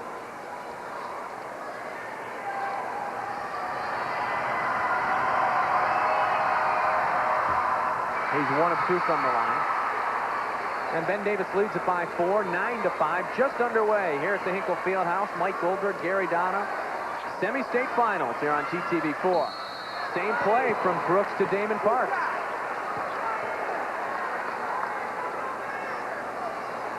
You can't really argue with what got you here, and I know that zone's been really successful, but you really think with Richmond's quickness, defensively, that the man-to-man, might bother Ben Davis a little bit, but that's still in George Griffith's bag of tricks if he wants to turn to it. You obviously got to start with what's worked for you. Personal foul on Sanders. Parks shoots 54%.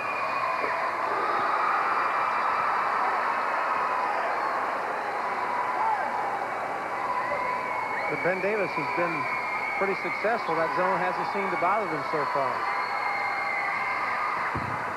Damon gets the roll, and he's got 4 points early in the contest. 11-5, Ben Davis in the lead. Richmond, Billy Wright, penetration. Leaves it back for Dedrick Thompson, who gets the jumper to go. Dedrick entering the game and getting heated up rather quickly, and here comes the pressure.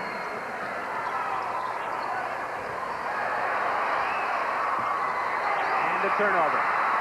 And quick retreat back into Chad Austin. Good ball movement, good defense. Richmond basketball. Walton.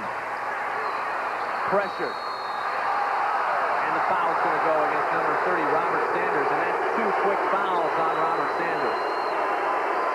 Well, that's the chance you take when you go to that pressing, trapping defense. There's the save inbounds. There's Billy Wright quickly giving the ball to Sanders, who dishes back to Austin. Excellent defensive execution and excellent moving the ball in the break. When you talked about it this morning, it's so important when you do force the turnovers to go ahead and score on the play. You've got to convert after the turnover. Chris Warfel now in the game for Richmond. Well, converting is so important because Anderson had a lot of early opportunities in the game today to convert, and they were unable to do so because they were just stone cold from the field. NBA style. When you're hot, you're hot. That time, Damon Parks brings down the board. Well, it worked. Billy Wright to Warfel. Powers again. Powers showing a nice touch outside. He's got 6. Well, the complementary players, Powers and Parks, in the pivot are both doing a good job offensively. Each has 6. Richmond has cut it to 2, and the pressure's applied again. This time broken effectively by the Giants. Foul on number 40, Jake Powers.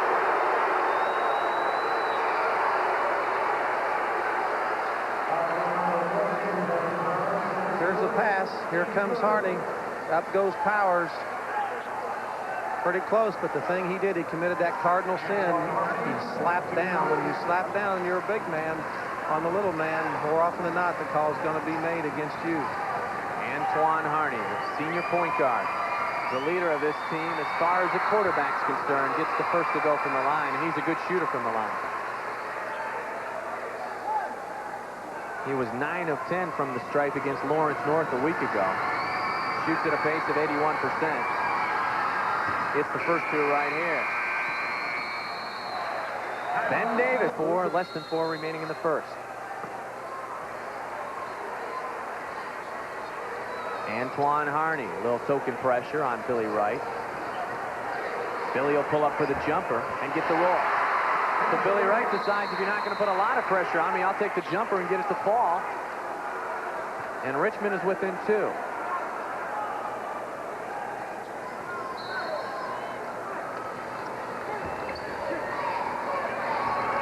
The pressure, Red Devil style. Harney back to Scott George. George pushing it up. Ben Davis still not out of the woods yet. Big Keith Walton handling the basketball. Gets it to Michael Brooks, and now they can go into the half court. The one thing that pressure does, it keeps you from setting up, but it doesn't keep it from getting the ball to Michael Brooks. Michael Brooks has 6.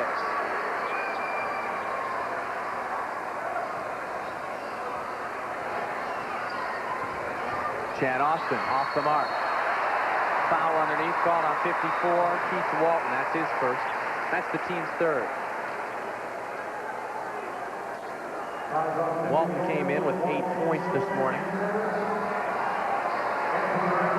And entering the game, number 54, the big man, 6'3", 300-pound junior center, Damon Lewis. Sitting down is Jake Powers with 6 points and a foul. Also entering the game for Richmond, Rob Zinkin, and as we alluded to this morning, obviously George Griffith goes to the bench a lot because when you're applying that pressure, you got to bring him in and out all night long. Try to keep fresh legs and try to keep rotating. Getting the rotation and the ball to fall, Dedrick Thompson. Antoine Harney trying to answer for Ben Davis. Pushes it back out to George, squaring up for 3, off the mark. George is 1 for 3 from three-point range. And hit Michael Brooks to Damon Clark. That play's worked on a couple occasions now, hasn't it, Gary? That's right. Parks has got 8 points, 2 feeds, 2 nice feeds from Michael Brooks. Inside, turnaround, left hand goes for Zinkin. So Zinkin's got a deuce, and Richmond's within 2 again. Ben Davis this time effectively gets through the pressure. Back to Antoine Harney. 2:14 remaining in the first.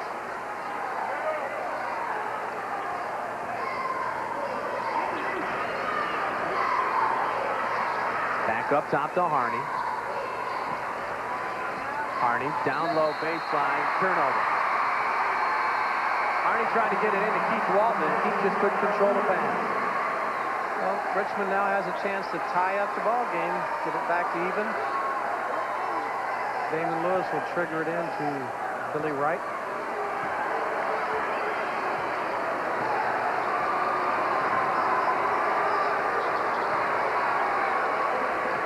Tempo hasn't been real high so far, but I expect at some point Richmond's really going to let it rip. Billy Wright, near side to Chad Austin. He goes back to Billy, pulls up with a jumper, 3 real short. Ben Davis could not bring down the rebound successfully. Steve Woody thought Richmond was reaching over on the rebound. In fact, he's demonstrating exactly how they were reaching over to official Mike Crouch. But Crouch says, we got to bring the ball in bounds. I can't listen to you now, Steve. Pull-up jumper, Dedrick Thompson. Rebound, Keith Walton. George to Brooks on the right side. Brooks penetrating again. This time he'll pull up with his own jumper. He's off the mark. The rebound to Dedrick Thompson. Richmond can tie or take the lead. Baseline. And 2. Rob Zinkin showing that he can move a little bit. We are tied at 19.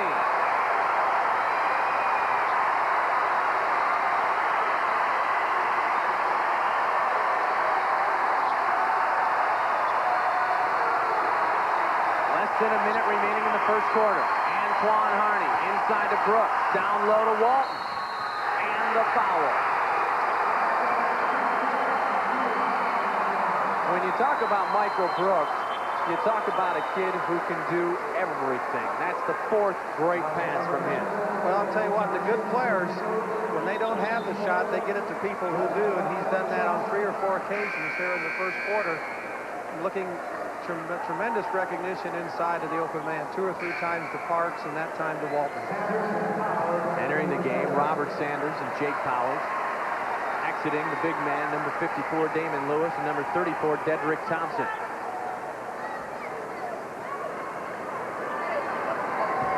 Walton to try to convert on the 3-point play. And he gets it. So Ben Davis leads it by 3, 22-19. Time ticking down in the first. Powers now to Chad Austin. Richmond may be content to just try to go with a 1-point deficit or tie it up as the quarter comes to an end. Billy Wright controlling the basketball, guarded by Antoine Harney. Back to Zinkin. Zinkin back up top to Billy Wright. 20 seconds remain.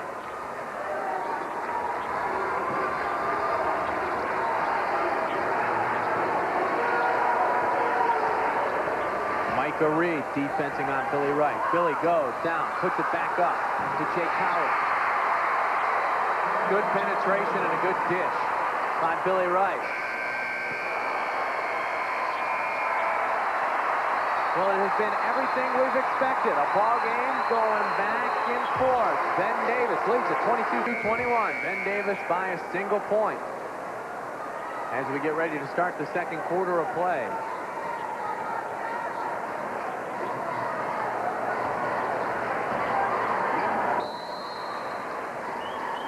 Brooks to inbound to Antoine Harney.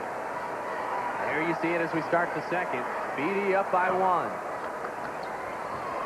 The Giants have not succumbed to that pressure too much yet. Harney. Field goal shooting. Both teams shooting the ball fairly well. Brooks. Off the nice pass from Scott George. Again, you said it. The good players recognize when they don't have the shot, they make the pass. Billy Wright. Inside. Zinkin. Well, Rob Zinkin has 6 points. The average is just 7. He's made 2 fine moves on the baseline, Gary. He certainly has. Both teams hit their first shot this quarter. That means both teams shooting 60% or more. So both teams are into it, playing very well, shooting the ball well, kind of feeling each other out on defense. Neither team has really put the vice on defensively. Richmond did a couple of times, but still kind of sparring back and forth here in the second quarter. Steve Witte's Ben Davis Giants have turned the ball over 3 times thus far. Richmond turning the ball over just once. Billy Wright, baseline to Chad Austin. Window in the bucket. Chad Austin has 4. And Richmond has their first lead. That foul was committed right there. Kind of reminded me of the McClendon and Britt fouls this afternoon. Really, if you're going to exert some pressure, you shouldn't really try to pick up those fouls deep in the backcourt. Jackie Bledsoe entering the game for Billy Wright, who did pick up that personal foul. Also entering the game again, Damon Parks for Ben Davis. He replaces Keith Walton. Walton just looks like a tight end when he's running off the field, isn't he? I'll tell you, he's put together. They call it a basketball court, but to that man, it's a field. He reminds me a lot of Victor Bush, played for Lawrence North 3 years ago when they won the state with Montross. Just a hard-working, blue-collar inside guy who will bang you, play defense, do all the dirty work. Antoine Harney misses with the jumper. Micah Reed can't get the board. But Ben Davis will keep the basketball. As on its way out, Jackie Bledsoe tipped it.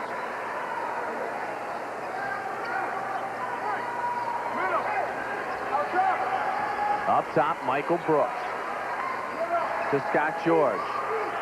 They're starting to come out a little bit on those guys on the perimeter, Gary. Well, I think if they saw any of today's game or opening part of this first quarter, they're well aware that they got to get out and put a hand in their face. You can't let them just get the ball and square up. Chad Austin goes down low to Damon Parks. Damon Parks proving very effective here in the first half of the game. He has 10 points. And that's just Ben Davis showing their versatility. If you're going to come out and go up against George and Brooks on the perimeter, then we're going to pound it low to the big man. Well, that's also excellent recognition on the Ben Davis part and good preparation by Coach Steve Witte, because you got to try to think one step ahead, and you knew that George Griffiths was going to pressure the perimeter a little bit after he saw what Brooks and George did this morning. Billy Wright with the basketball for the Red Devils. Gets it to Jackie Bledsoe. Jumper. Bledsoe gets his first 2.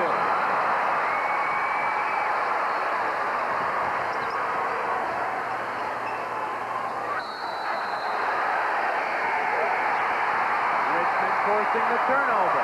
Good call by the referee there. He was right on it. Bledsoe was able to bounce the ball off of Michael Brooks. Bledsoe going out. He's a little big man. Listen to the round of applause. The Red Devil fans are giving little Jackie Bledsoe, who was harassing on defense, popped a jumper on offense, and also gave Billy Wright a little bit of a blow so he can come back now and pick up his tempo. The 5'6", 150-pound sophomore guard. Billy Wright back in the game now. Austin back up top to Billy. Jake Powers back to Billy Wright. Dedrick Thompson. Can't get it to fall. Rebound brought down by Damon Parks, and a foul going to be called underneath. I believe they were pointing towards Chad Austin. George Griffith knew right there that they got the shot they wanted. That's the 6th foul on the Richmond Red Devils, who lead it by 1.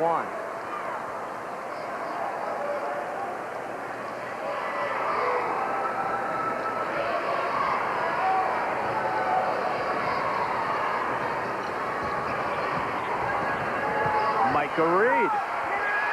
Well, you talked about it before. The guy's coming in and being effective. Chris Ing sets up Micah Reed. Found good recognition because Richmond went into a 1-2-1-1 press there, but they just attacked it on the wings and took it to the hoop. And Ben Davis has the lead again as you saw, 28-27. 5 minutes remaining in the half. Austin guarded by Scott George. Austin goes down low. Thompson loses the handle, but Powers picks it up and goes up and down. 2 turnovers now for Richmond.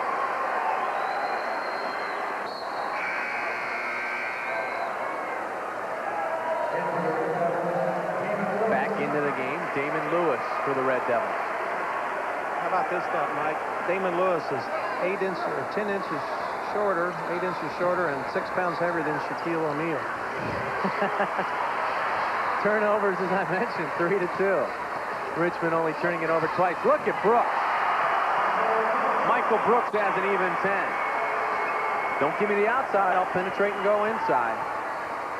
Billy Wright now says the same thing. And also picks up a foul. Damon Parks able to get position. George Griffith doesn't like that at all.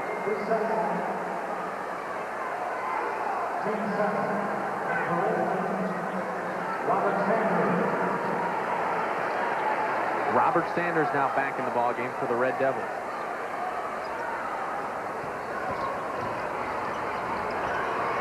A lot of pressure on Ings. He gets the ball effectively to Micah Reed, has it slapped away, but Ben Davis will keep the basketball. Richmond trying to exert that sideline pressure.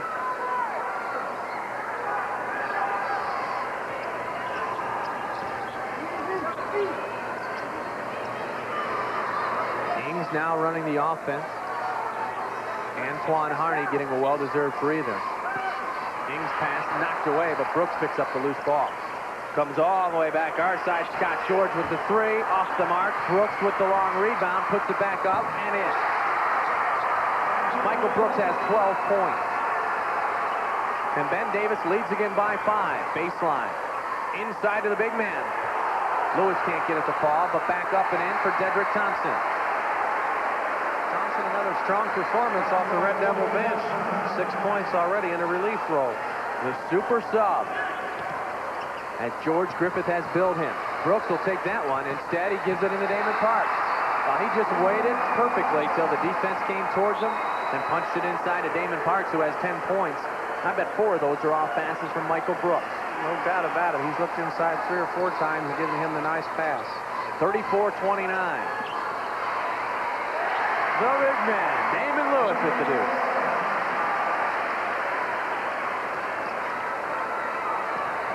Ings gets it to George.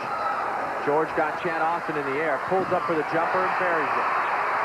And Scott George has 5 now. And Ben Davis leads by 4, 36-31.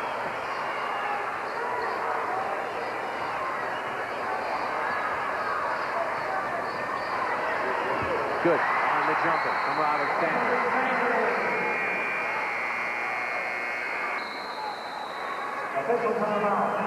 We got a timeout on the floor. 36-33. Ben Davis by 3.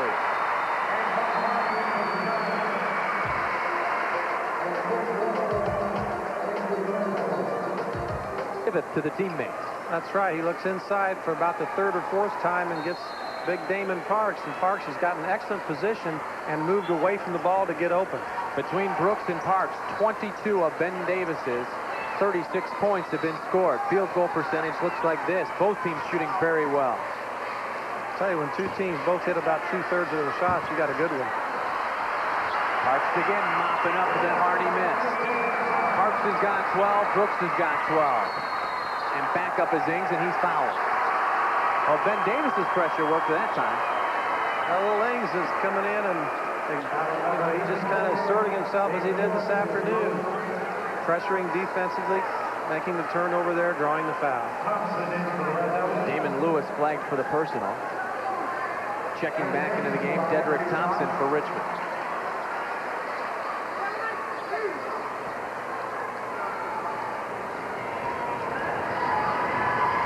Ings 5 points, 2 assists against Anderson this morning.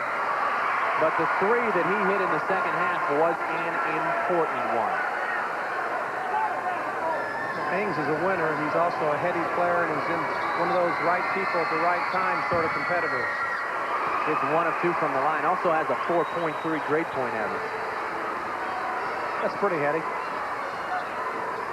I think he might do well in college. Inside, Thompson gets the roll. Dedrick Thompson with 8 points now. Richmond within 4. Well, Ben Davis is trying to push it, but Richmond just staying in striking distance all this half long, Gary.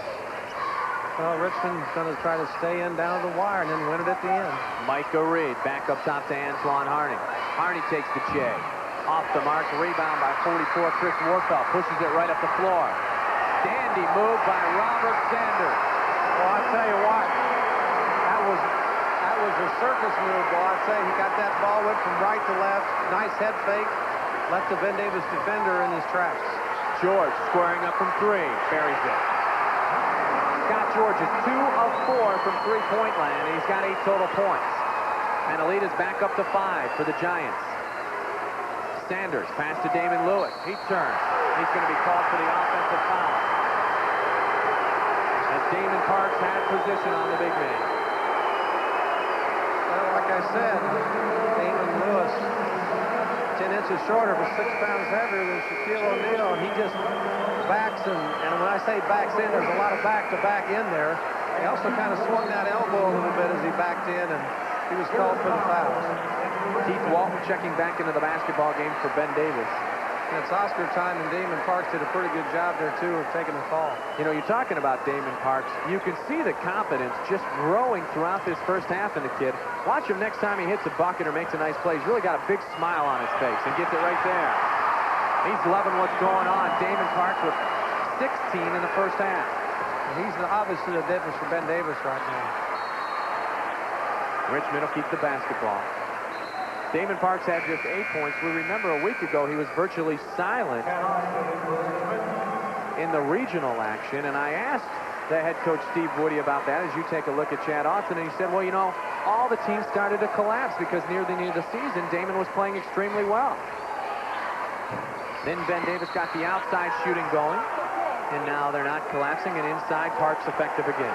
Well, and also the kids are looking for him. That's what I said. They're so together. They're so well prepared. When Richmond tries to take something away from them, they adjust right there on the spot and make them pay for it. 53.5 remaining. Scott George flagged with the personal foul. That's his second. Entering the game, Antoine Harney. And sitting down with the 2 fouls is George. Back up top to Billy Wright. Chad Austin, baseline. Gets his own rebound and the deuce. Chad Austin has 6 points. And Ben Davis turned the basketball over.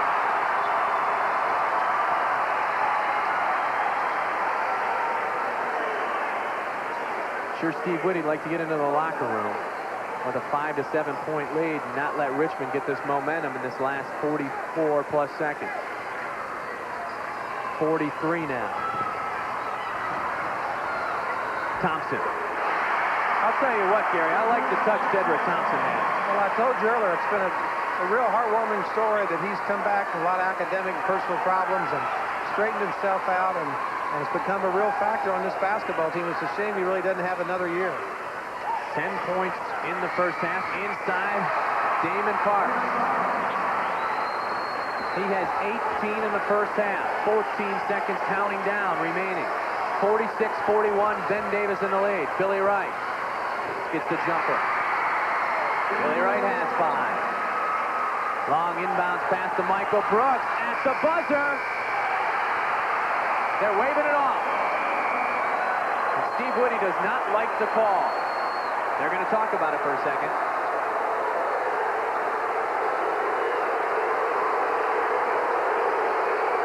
Well, it's the only thing today that hasn't gone Ben Davis's way. They will not get that deuce, but they will go to the locker room, leading by 3. We're halfway through the Hinkle Semi-State Final. Take a look at it one more time, Gary. You tell me what you think. Parks knocking down. Here comes Brooks.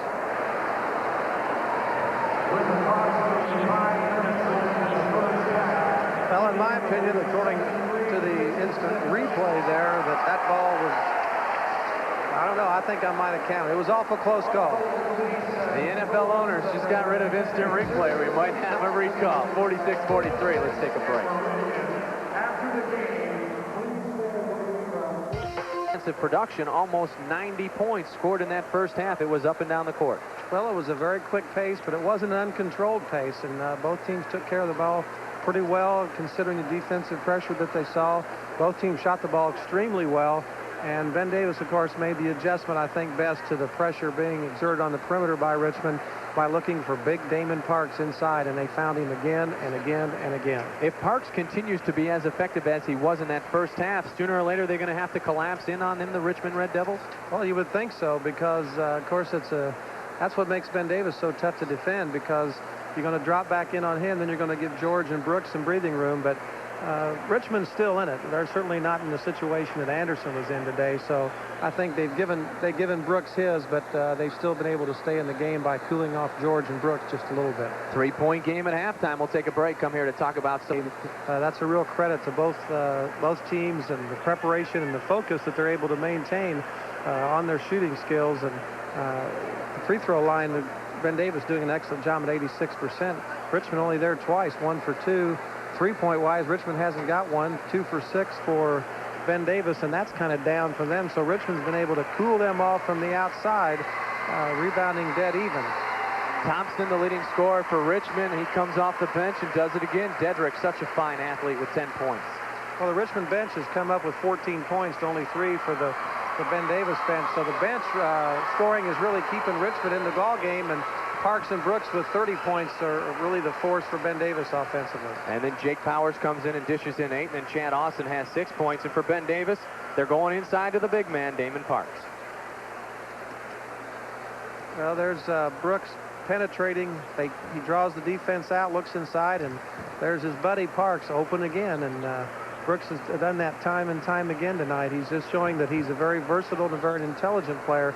They're taking what the Richmond defense gives them, and that's what a good ball club does. And they're able to adjust and recognize. And when Brooks is not dishing it inside, he's dishing out 12 points. We are at the half. We'll come back for a second. Richmond strikes first and quickly. Robert Sanders. This game just has that feeling like it's going to go like this right to the end, doesn't it, Gary? Back and forth, up and down. No lead bigger than about 5 points, I believe. Inside, answering, Keith Walton. Both teams taking it to the hoop to start the second half. Billy Wright with the basketball. Billy works it back up to the top of the key. He's guarded by Antoine Harney. Gets the pass to Zinkin. Chad Austin, Jake Powers down low, turnaround jumper off the mark. Rebound, Powers goes up strong and gets the deuce. 1-point basketball game again. 48-47, just underway here in the second half. Michael Brooks jumper, good. Brooks has 14. You know, I've noticed one thing with Michael Brooks, and I think Ted Kitchell always talked about it when you talk about Damon Bailey. Brooks turns, sets his feet, lets the jumper fly. Really has great shooting mechanics. Well, the good ones always square up before they take that shot. He does an excellent job of that. As you said, sets up or squares his feet, whatever you want to call it. Gets a real good look at the basket, and you can't argue with that. Not indeed, especially the result. Scott George, though, will have to keep an eye on this. Just picked up his 3rd personal foul. Errant pass comes the way of Ben Davis.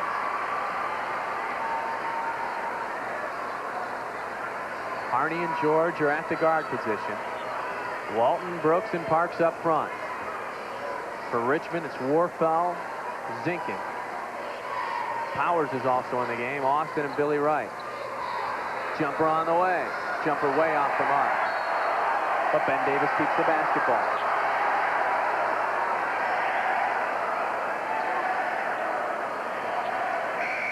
Here comes Dedrick Thompson. Instant offense for Richmond today off the bench both this afternoon and this evening. 13 points this afternoon to go along with his game-leading 10 rebounds as Rob Zinkin sits down.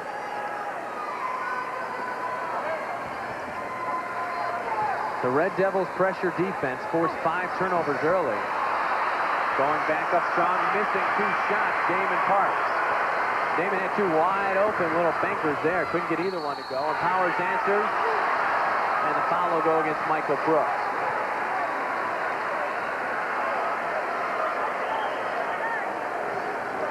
Both teams real effective here against each other, getting the ball inside.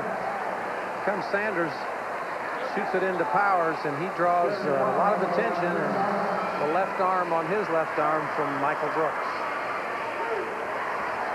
Jake Powers will try to cut the deficit to 1. There you see his performance earlier today against Lawrenceburg. Powers a good free throw shooter, too. Well, he didn't bend his knees, didn't really extend very well that time. It's a deep breath. Let's see a couple of dribbles, see if he can get into it a little more on this trip. Indeed he does. There he shows the 79% touch. Brooks from 3, off the mark. Rebound goes to the Red Devils, and they're pushing it up quick. Chad Austin inside. Thompson can't find the handle. Finally does. And Richmond will regroup. Billy Wright, right side. Back up top right with a 3. Short on that one. Foul going to go underneath. Bodies flying all over the place.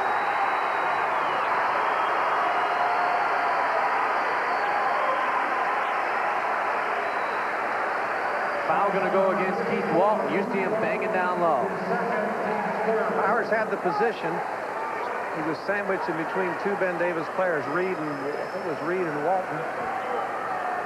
Walton got the call. Chad Austin comes far side to Billy Wright. Going to be a foul called underneath. Bucket doesn't count. And this time, the call's going to go against Richmond. Well, they called Dedrick Thompson for an illegal pick, I believe.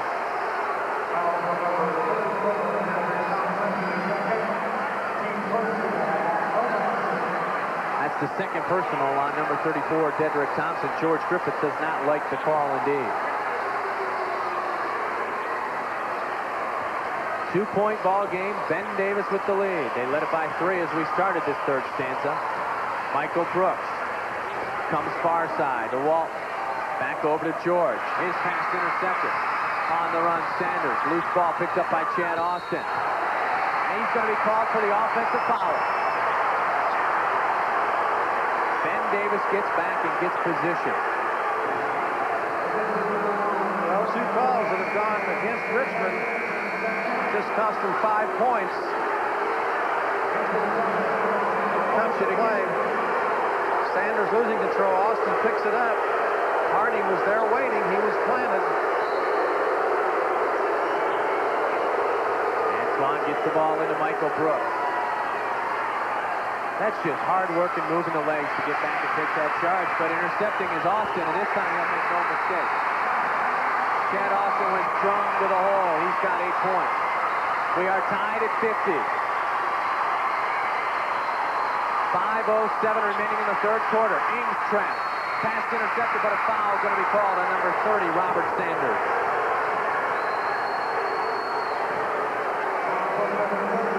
Robert knew he was oh so close to that one. I know there's still 5:04 to go in the third quarter, but like you said earlier, you just had the sense that this game was just going to go right down to the last tick, and it's almost now that every call is a big call. As the Devils talk amongst themselves. 44, Chris Warfall replacing number 30, Robert Sanders, who sits down with 3 personal fouls. Sanders, the leading scorer on this ball club, just has 6 points. The average is 15. Brooks, baseline, jumper, good. Michael Brooks has 16 points.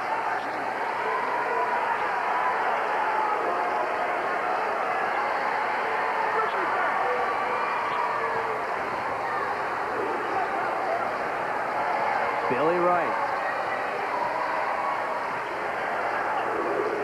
Dedrick Thompson back to Warfeld. Chad Austin. Guarded by Brooks. Austin's pass intercepted by Ings. Loose ball picked up by Antoine Harney. He'll go coast to coast, and he's hammered. Chris Ings making it happen again. Well, nice steal. Fronting Dedrick Thompson, who was waiting for the ball to post up and go to the hoop. There goes the pass inside.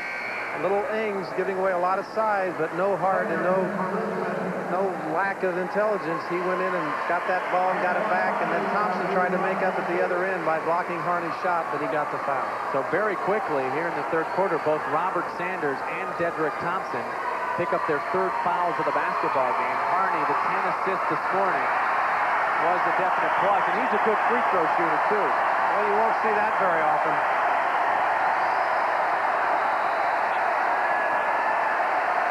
Maybe Hardy has a theory if you're going to miss it, just really miss it. There you go. Antoine averaging 12 a game. Goes 1 for 2 from the line. You're going to shoot the air ball from the line. It's good to do it on the first free throw, not the second. At least it's quiet the crowd again. That's right. And on the bonus, you won't get the second. That's right. Robert Sanders won't get the roll. Going up strong with Warfel. Picking up the foul is number 30, Michael Brooks. It's 3 on Brooks. 3 on Brooks, 3 on George.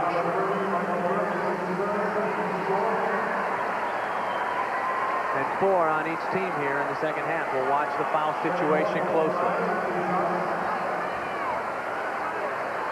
Chris Warfel, a 6'5", 180-pound junior. 63% free throw shooter.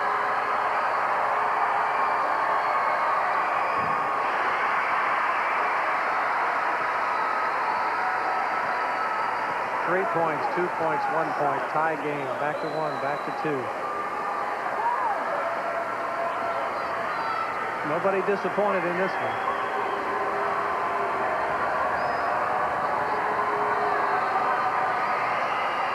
And now back to 1. Those hands of the Red Devils inside Antoine Harney's face again. Antoine, lots of pressure applied, long pass out of bounds. Michael Brooks. And George Griffith was pumped on the sideline. Well, it's a chance for Richmond to take the lead, and we talked earlier today about momentum and about the swing of momentum and how important it is to get that lead.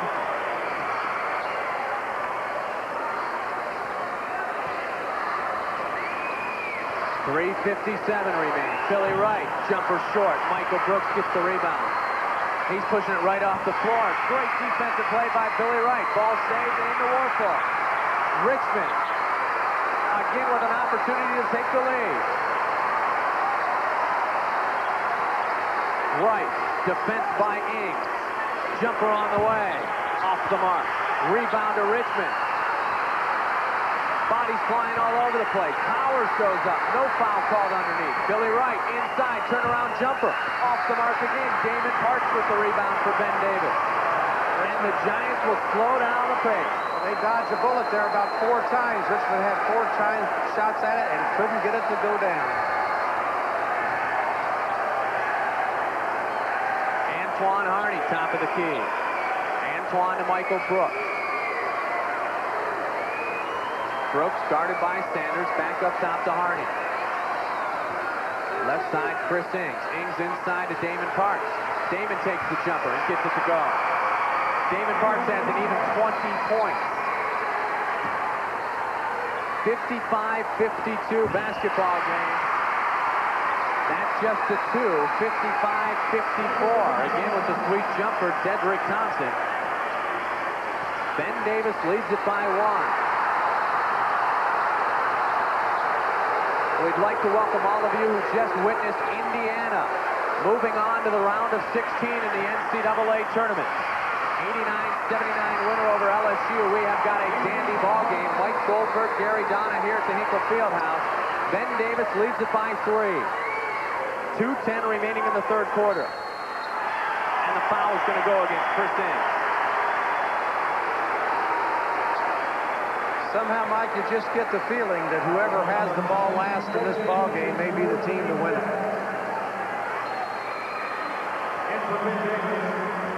We'll take a well-deserved break. 2:07. And just watch one great game in Boise. Get ready to watch the end of another. There's a timeout on the floor.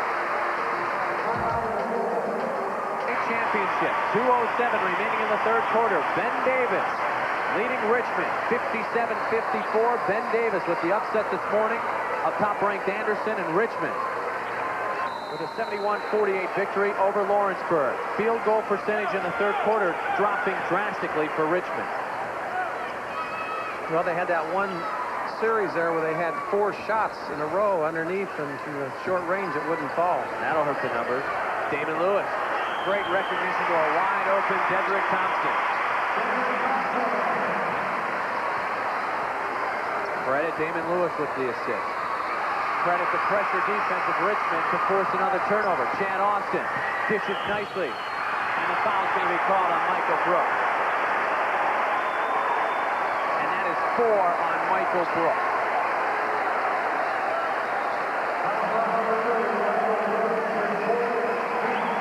Here's the play, the steal by Chad Austin. He regains possession. Finds Sanders, and here comes Brooks late. And I think if he had it to do over again, he might have just saved one step and saved his 4th foul.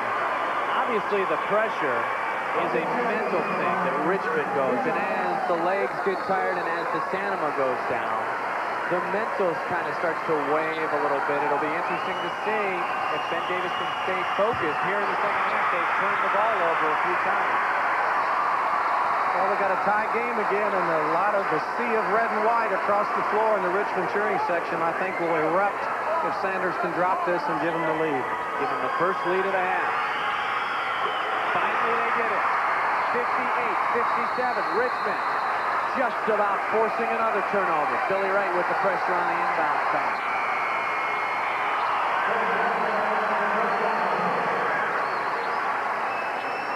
Chris Warfel back in the game for the Red Devils. It's a good substitution. Robert Sanders has 3, and they don't want him picking up his 4th here in the last minute and 36 seconds of the third quarter. Ings gets the ball into Harney. Richmond pressuring Antoine in the backcourt. Antoine wisely calling the timeout. Pressure starting to take effect. 1:29 remaining in the third. Richmond with their first lead of the half.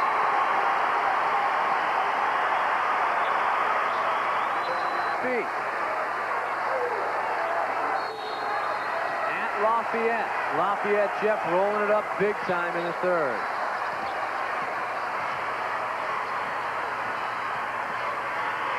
Kokomo and Warsaw at Fort Wayne.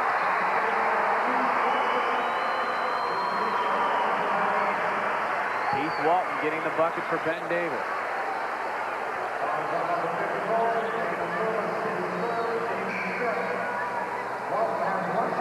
The third on Damon Lewis, where Walton has picked his spots again tonight, hasn't he, Gary? Well, he has, and he's kind of Keith on the spot. I noticed, I think at the start of the ball game, and maybe the start of each quarter, they tried to go inside to him, and I think every time he's responded. Can't get the free throw there. Richmond comes away with the board. They trail by 1, 59-58. Chad Austin barking out instructions. Goes down low, though, to Dedrick Thompson. Dedrick Thompson has 16 points off the bench. George needs to get the ball in, but does not.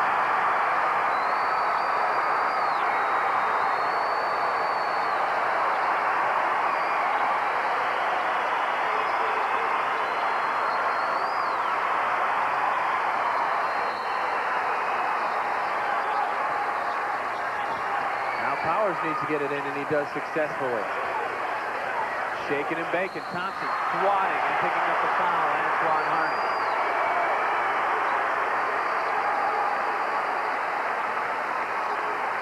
Well, Richmond had a period there in the third quarter where they had 2 or 3 calls that went against them, cost them 5 points.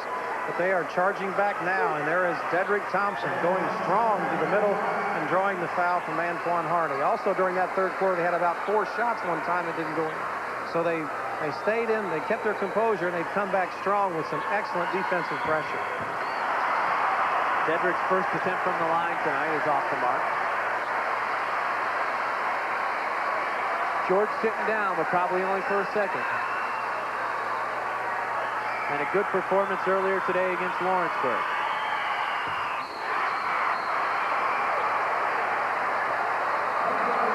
Lane violation. They're going to say no bucket. I knew George wouldn't sit down for long.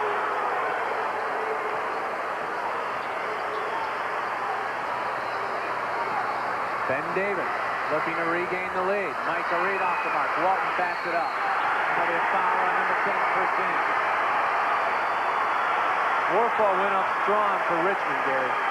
Well, very strong, and Richmond now has got a little bounce in their step because they know that that pressure that they're exerting is bothering Ben Davis a little bit.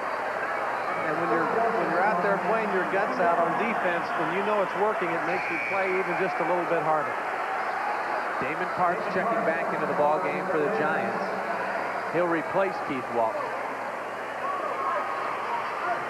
Defense is such a mental thing. It's a state of mind. And when you're out pressing and it doesn't work, it makes you kind of wonder. And when it works like it has been the last couple of minutes for Richmond, they're willing to go after it. Zinkin in for Thompson. Warfell at the line.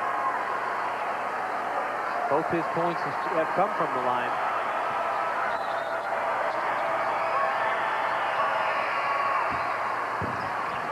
Gets the top half of the 1-and-1 to roll. Well, Richmond is in the bonus. Ben Davis still a foul away from being in the bonus.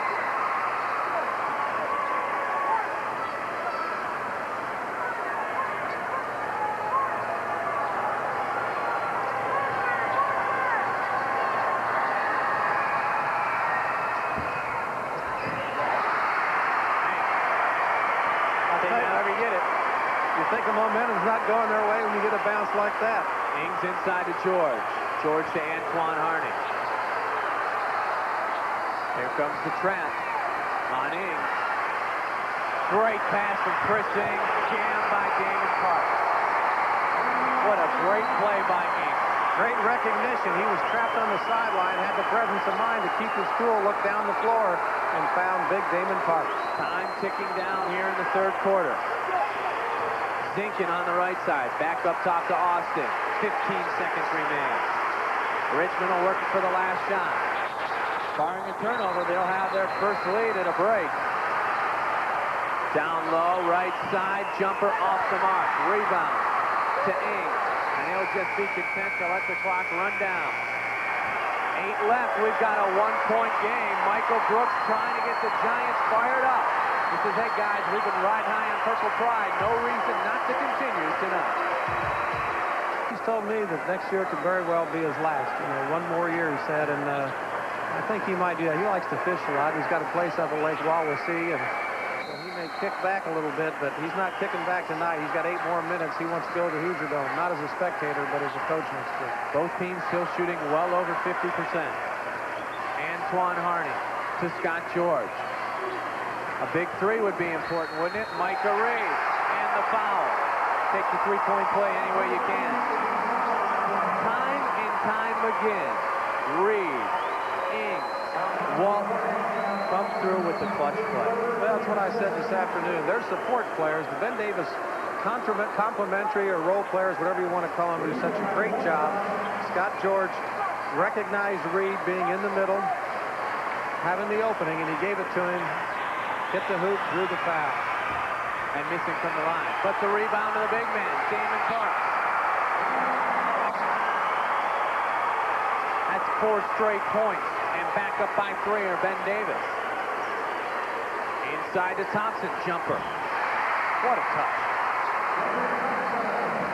18 points for Dedrick Thompson. Most of them coming from that range right there. And last year at this time, he wasn't even playing organized basketball.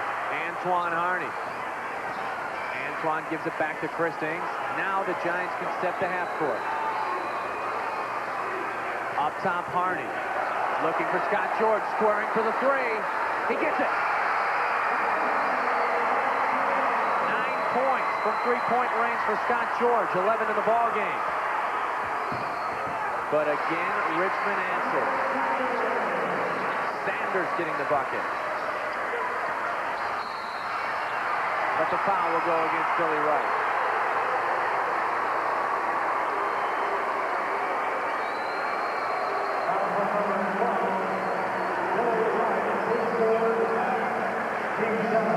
Just another day at the office for George Griffith. They're all like this. Well, there's Ings. He splits the defense between the two Richmond defenders, and Billy Wright gets called for the foul and obviously didn't agree with the call. And Ings will go to the line. Chris is 60% free throw shooter. It's the all-important first one to go. Well, Ben Davis certainly hasn't gotten to the line as many times as they did this morning or last week against Lawrence North. Well, part of that is Richmond's zone defense. By staying back in that zone, theoretically, you're going to cut down some of your fouls as opposed to man-to-man defensive pressure. And Ben Davis leading again by 4, 6:42 remaining in regulation. Dedrick Thompson gives it to Chan Austin. Jake Powers goes down low to Sanders. He's off the mark. Rebound to Antoine Harney. He's got Michael Reed running, but chooses to slow down the tempo. Chris Ings helped him make that decision. And a wise one it was. Ben Davis going with 3 perimeter players now, Harney, George, and Ings. They know they need the guys who can control the ball out there against this pressure. Ings does it well. Spreading the floor, Ben Davis. George penetrates, pulls up. In and out. Rebound, Jake Powers.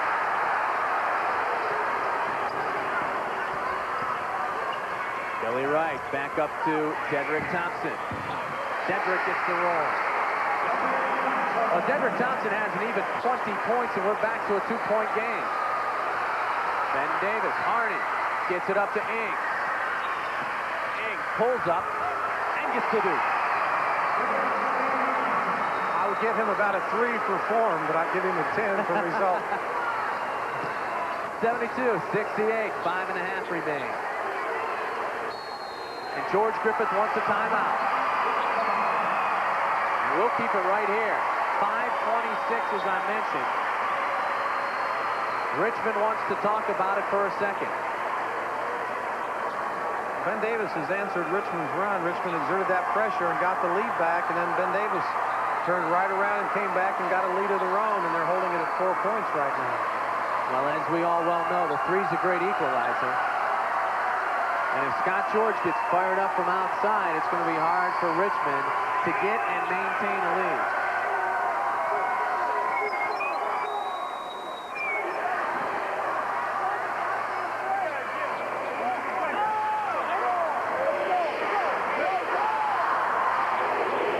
Looking into the huddle of both basketball teams. What's Steve Woody saying right now, Gary? I'd say 3 words, keep it up, because they're playing really well at this point. They got a little bit rattled by the Richmond pressure at one point there, but they regrouped, and they had Scott George out of the ball game at that point. He's back in. He's hit a big 3. And really, Ben Davis has gotten their composure back. They've got that lead, and this was just going to go down to the wire. We've been talking about that probably for a half now, and I see nothing that indicates that it's not going to. You know that. Austin gets the ball.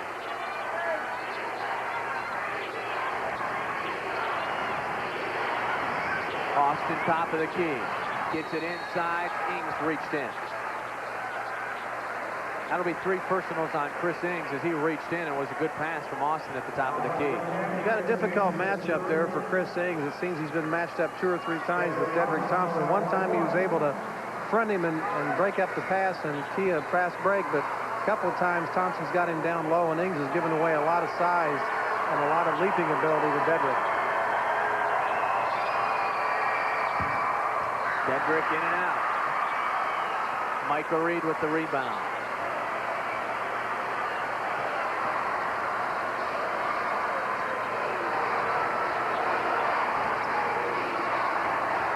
to Harney. Harney up and down, goes back outside, swatted away by Wright. Just stays in bounds. Dishes inside to Austin, who gets the deuce. Billy Wright did a great job there. Got Chad Austin the easy two. And the pressure's on Scott George, and the foul is called against him. Lean that shoulder in, and that's 4. Well, Scott George lowered his shoulder to try to break out of that defensive trap.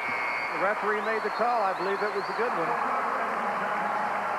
Antoine Harney will get a break. George, at least as it looks right now, will stay in the game with 4 fouls. And a lot of time left.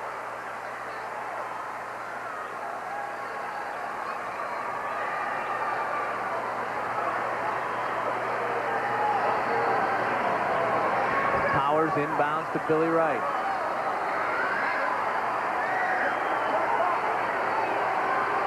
.438 remaining in regulation. Powers back up top to Wright. Austin reversing the basketball of the Red Devils. Scott George was in his face. Sanders pulls up. Off the mark, rebound from Michael Brooks. And Brooks does a good job of getting position on the boards. He's done a good job of staying in because he's had 4 fouls for quite a while. Watch that closely, as Gary alluded to. Brooks and George both with 4 apiece. On the other side, I don't see anybody with 4 fouls for Richmond, but a quartet of guys with 3.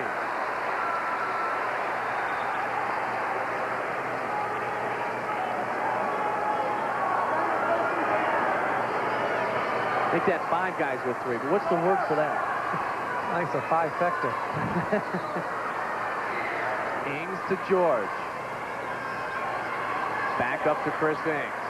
Ben Davis hoping to get the good shot in the half court. Inside, Michael Reed can't hold on. Sanders pushes it up quickly. Inside to Billy Wright. Off the pass. Check down from Dedrick Thompson. Well, Thompson made no mistake when he grabbed the board. He pushed it right up the floor, and we're tied again at 72. Michael Reed with the basketball for Ben Davis to Brooks. Brooks has got a man, takes it himself and gets the bucket. Brooks had been silent for a while there. Spent a little time on the bench. Now gets back in, gets into the offense. So does Chad Austin. Right back at you, Sir Chad Austin. Ings just avoided the foul. Chris, nice pass down to Damon Park. That's how you break the pressure. 76-74, Ben Davis.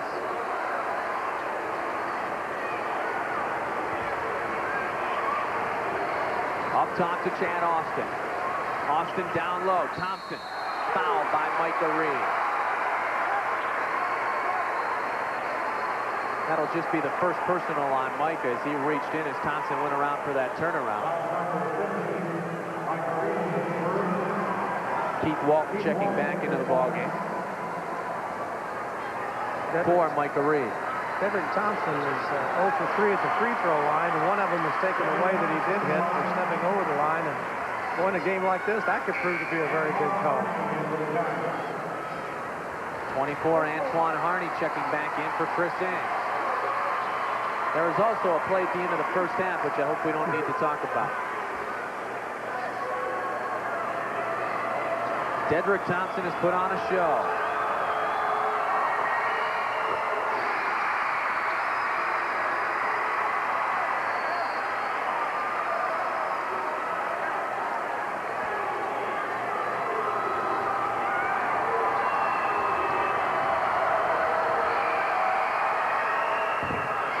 Gets them both that time.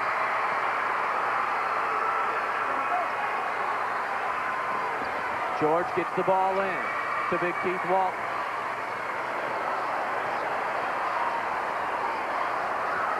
Antoine Harney, pressured by 2 Red Devils, crosses the line.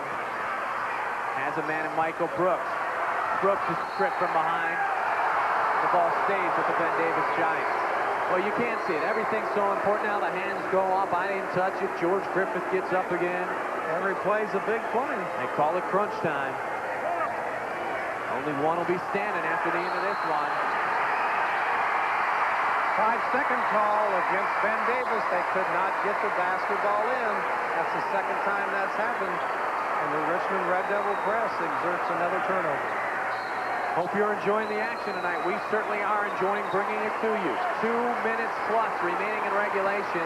Richmond and Ben Davis for a berth in next weekend's state finals. And Ben Davis turnovers are adding up.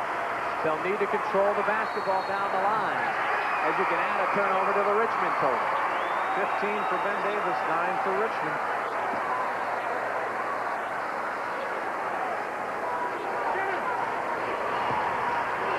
Brooks. Back to Parks, back to Brooks, over to George.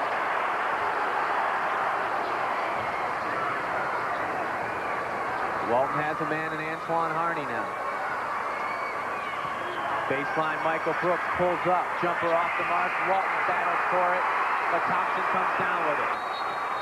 And Brooks is done. Michael Brooks with the foul right in front of us, and he's done. And he may have a technical as well.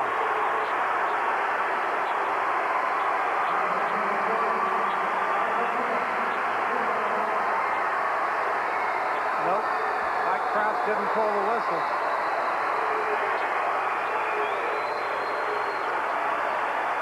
I think Michael Brooks is a lucky young man.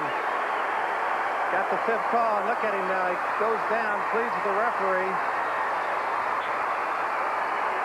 As he left the floor, he slapped all his teammates' hands. Matter of fact, he took part in the huddle. Chris Ings entering the game.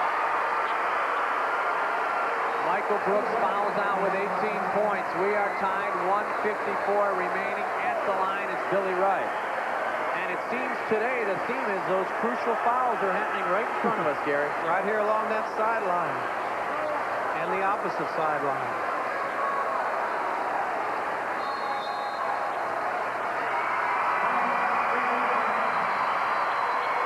Timeout on the floor, 1:54 remaining in a wild one. Indeed, but it comes to an end on this play for Michael Brooks. Here's Billy Wright coming down the sideline. Brooks getting called for the bunt. He reacts to the official rather vociferously, but he dodged the technical bullet. Wright can't get the roll. Billy Wright just 1 of 3 from the line, and we're tied. Time is 1:47 remaining in the 4th quarter. Ings with the basketball, directing traffic. Chris gets it over to Scott George. George pulls up for the 3 with confidence. Off the mark. Parks with the rebound. Can't hold on. Ball belongs to Richmond.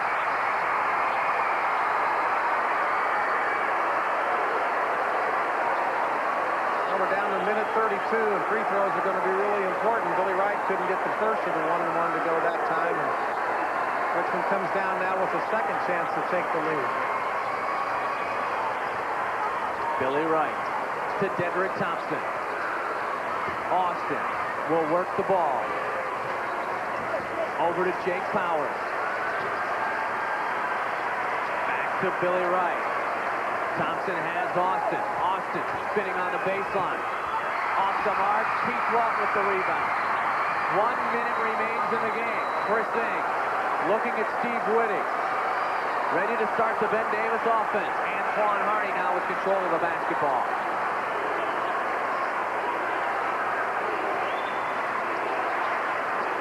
Ings back to Scott George. George defense tightly by Thompson. George back up top to Antoine. Did we say something earlier, Mike, about it going down the wire? Somebody mentioned that, I believe. Scott George, Antoine Harney. We'll keep the clock up for you, folks. Harney gives it to Keith Walton. Parks is shaking the head yet. George for the jumper. Off the mark. Rebound Richmond. Chad Austin pushing it up quickly. And Richmond wants a timeout.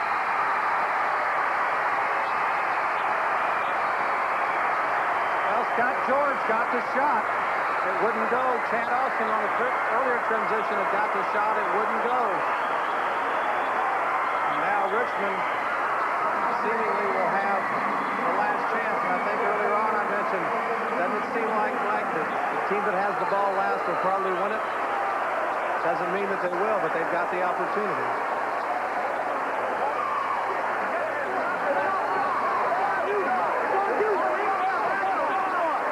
Ben Davis certainly got the shot they wanted, though, Gary. Well, Keith Walton finds George cutting across.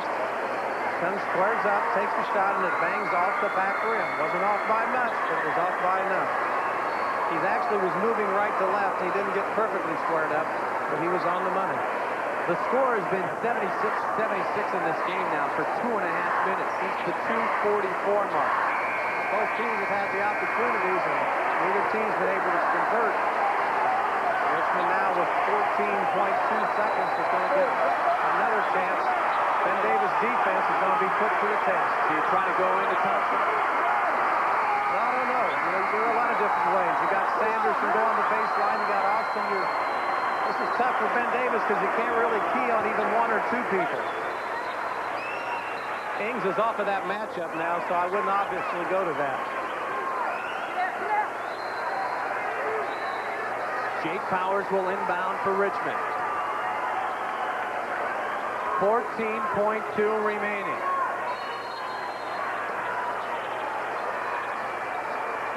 Gets the ball into Austin, and the clock starts to tick down.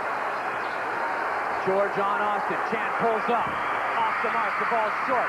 Loose ball to Thompson. Again, Billy Wright gets it.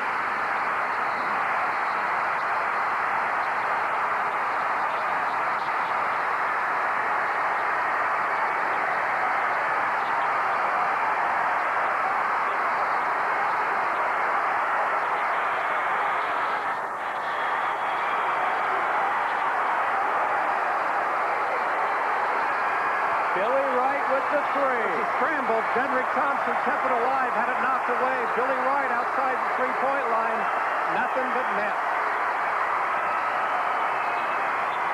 1.7 seconds remain. Ben Davis has time for a desperation three attempt.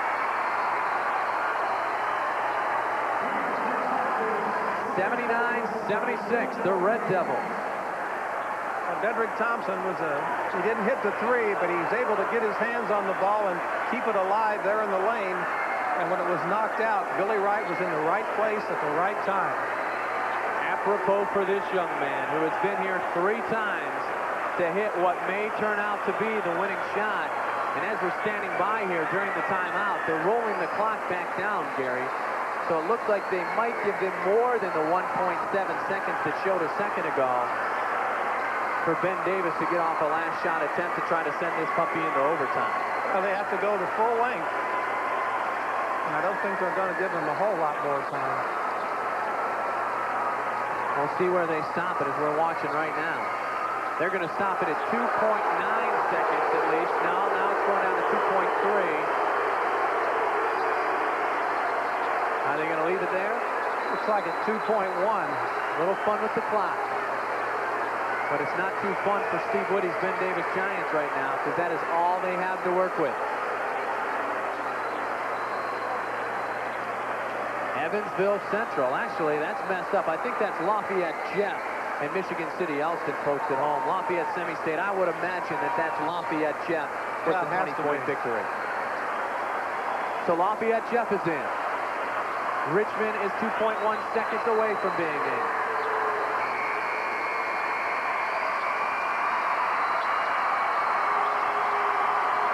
Our producer of Indiana Sports Tonight, who went up to Lafayette Jeff to do a feature on the Hamill father-son connection a couple of weeks back, told me after he saw them practice, Todd said, hey, I'll tell you what, Lafayette Jeff will be there.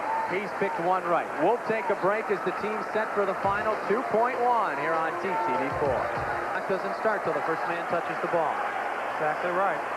And Brooks is out of the game. You got to watch it try to get it into Scott George. Ings is the quarterback. And a timeout. 1.4 remaining. Good strategy right there by Steve Whitty. Well, they just gobbled up half the floor in 0.7 of a second, so they gained a little bit of an advantage there. That was quick man. It sure was. Well, it's been an excellent ball game. I noticed a lot of people. Jack Kiefer here tonight, former state championship coach Lawrence North, Jimmy Howell from Mount Vernon, former All-Star coach, Dick Hunsaker from Ball State was here. I saw Pat Aikman, who will have the chore of picking the Indiana Boys All-Star team coming up. In fact, tomorrow, the Indianapolis Star will release the girls All-Star team tomorrow morning. And then they'll go about picking some All-Stars from the boys. And I think it's going to be not an easy chore. We've seen a lot of good ones. Led, of course, by the young lady who will wear the #1 jersey, Miss Basketball for 1992, Marla Inman from Bedford North Lawrence. Don't forget, here on TTV4, coming up at the top of the hour, the weekly edition of Indiana Sports Tonight. Jim Barber standing by in our studios with highlights of Indiana's victory over the Shack Attack and LSU. As the Hoosiers advance to play the Florida State Seminoles in the round of 16 in this year's NCAA tournament. Ohio State also victorious over UConn. Jim will have all the scores and highlights, plus I'll check back in with a full report from here at Hinkle. The time is now for Ben Davis. We'll watch it happen.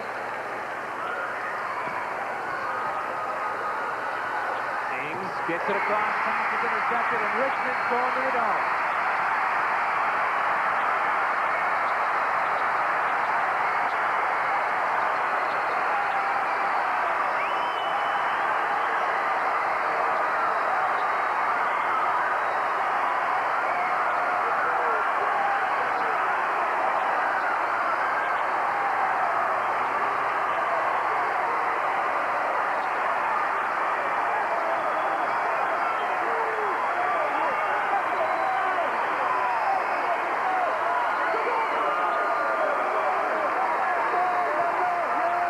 First thing George Griffith said to me when I said, "Welcome back to Hinkle again, Coach," was, "Mike, I just hope the third time is a charm." Indeed it is. There you see the man right there. Well, I'll tell you what. Billy Wright hit the big shot, but I want to go back to Dedrick Thompson, the kid I mentioned earlier today, that might be a key for the Richmond Red Devils. He wasn't on the team last year. He struggled early this year. I saw with Anderson Highland, he was just this far from being academically off the team and some off-court problems. He got it together. He was made that last steal, along with contributing 22 points off the bench this evening. The final. Richmond advances with a 79-76 win over Ben Davis. We'll be back with some post-game festivities after this. These are the top 10 sellers. Only one dealer can offer you 5 of them. Your local Ford dealer, like the Ford Ranger. America's best-selling compact pickup also has the best fuel economy rating of any truck, foreign or domestic. Right now, you can save over $1,900 on a Ranger loaded with... 79-76, Richmond advances to Indianapolis, the Hoosier Dome, next week to play for a right at the state finals. Mike Goldberg back here on the court now. The last shot, Billy Wright indeed had the right touch, Gary. Well, he did. He was in the right place, the right time. Here it comes right there. There's a rebound. Now, Dedrick Thompson goes in and keeps the ball alive. It's slapped away from him, however, and there's Billy Wright about a half a foot behind the three-point lane. Nothing but net, and you see the reaction from the Richmond bench. And that says it all. Indeed it does. Richmond hoping the third time would be a charm. It indeed was, but Ben Davis, with all the fortunate breaks they've had this year, had one more shot. This time, though, it did not work out. Well, here's Chris Haynes looking for somebody to get it into, and he goes across court, and there's Dedrick Thompson on the spot again with the steal. The referee going down for the count, but the Richmond Red Devils taking over the court as they advance to the Hoosier Dome. You said indeed when I talked to you a couple of weeks ago that Richmond was one of the teams that had a very good chance of getting into the finals in Indianapolis. Well, I basically said that their sectional and regional aren't the strongest. So I felt they had to play one excellent game to get to the Hoosier Dome because they had the better draw here today. They could avoid Anderson, and one excellent game they played. Yeah, they did indeed. Take a look at the final statistics. 33 of 55 from the field for Richmond, 32 of 51 for Ben Davis. Well, I'll tell you what, the turnover 16-9, that tells a little bit of the story. Richmond was able to exert some pressure. They were able to cool off Scott George. Look at the three-point field goals, only 3 for 9 as a team for Ben Davis, and that was very instrumental in slowing down the Ben Davis offense just enough to come out with that three-point victory. And you'll also notice statistically, Ben Davis went to the line just 14 times. Michael Brooks, I don't remember him taking a free throw. I don't either, and that zone kept them out of foul trouble, kept them from sending Ben Davis to the line because ordinarily it's death when you send the Giants to the line. They're a very good team shooting the free throw. But Richmond, their plan worked. They did indeed win the basketball game. Richmond advances, and they will play a tough one next week, but they're all tough when you get to this point, isn't it? Well, I'll tell you what, as you mentioned earlier, if you don't get there, you can't win it. Richmond is now there. As we look at the point totals for tonight, Dedrick Thompson, 23 points. Excellent job, and that was off the bench. Dedrick Thompson was the story today, wasn't he? There he is. He has great extension on his jump shot. He gets a nice shooter's bounce there to drop in. And it didn't hurt that Chad Austin was playing like a pro, 12 points. And then Jake Bowers getting 10 points for Richmond. For Ben Davis, leading the way was Damon Parks, but in the third and fourth quarter, it got a little bit quiet for the big man. Well, it did, and here we see Chris Ings throwing a half-court pass to Damon Parks. Parks is going to go in for the slam jam, and at that point, Ben Davis was still looking good. Indeed they were. Checking out the rest of the scoring, Brooks gets 18, and George, after the 30-point performance this morning, held to just 11 points, just a couple of three-pointers, and that, as you said, was a big key. Well, that's 29 points between two players, but which is not bad, but it's not the 62 that they combined for earlier today. That is so true indeed. Richmond now, I guess the next question is, how far can they take this run? Well, I think they can win it all. I would anticipate a battle of the Red Devils next week. I would expect Jeffersonville to come out of the Terre Haute Semi-State, and they are quite similar to the Richmond Red Devils. They're up-tempo. They can go 8, 9, 10 players deep. They're very athletic. They're very talented. So we better check the lights on the scoreboard down at the Hoosier Dome, because if those teams get running and gunning, we may have a couple of teams with 100 points in that ball game. And how about Lafayette, Jeff? We already have that, the final in. Lafayette, Jeff, a winner tonight. Well, Lafayette, Jeff, a North Central Conference team. Two North Central Conference teams in it now, Richmond and Lafayette, Jeff. And we haven't got the Kokomo-Warsaw score. There could be a third. I think Lafayette, Jeff, would probably be a favorite in their contest. We will take a break here as we take you to the top of the hour in the weekly edition of Indiana Sports Tonight. Again, your final from Hinkle, 79-76. Back after this.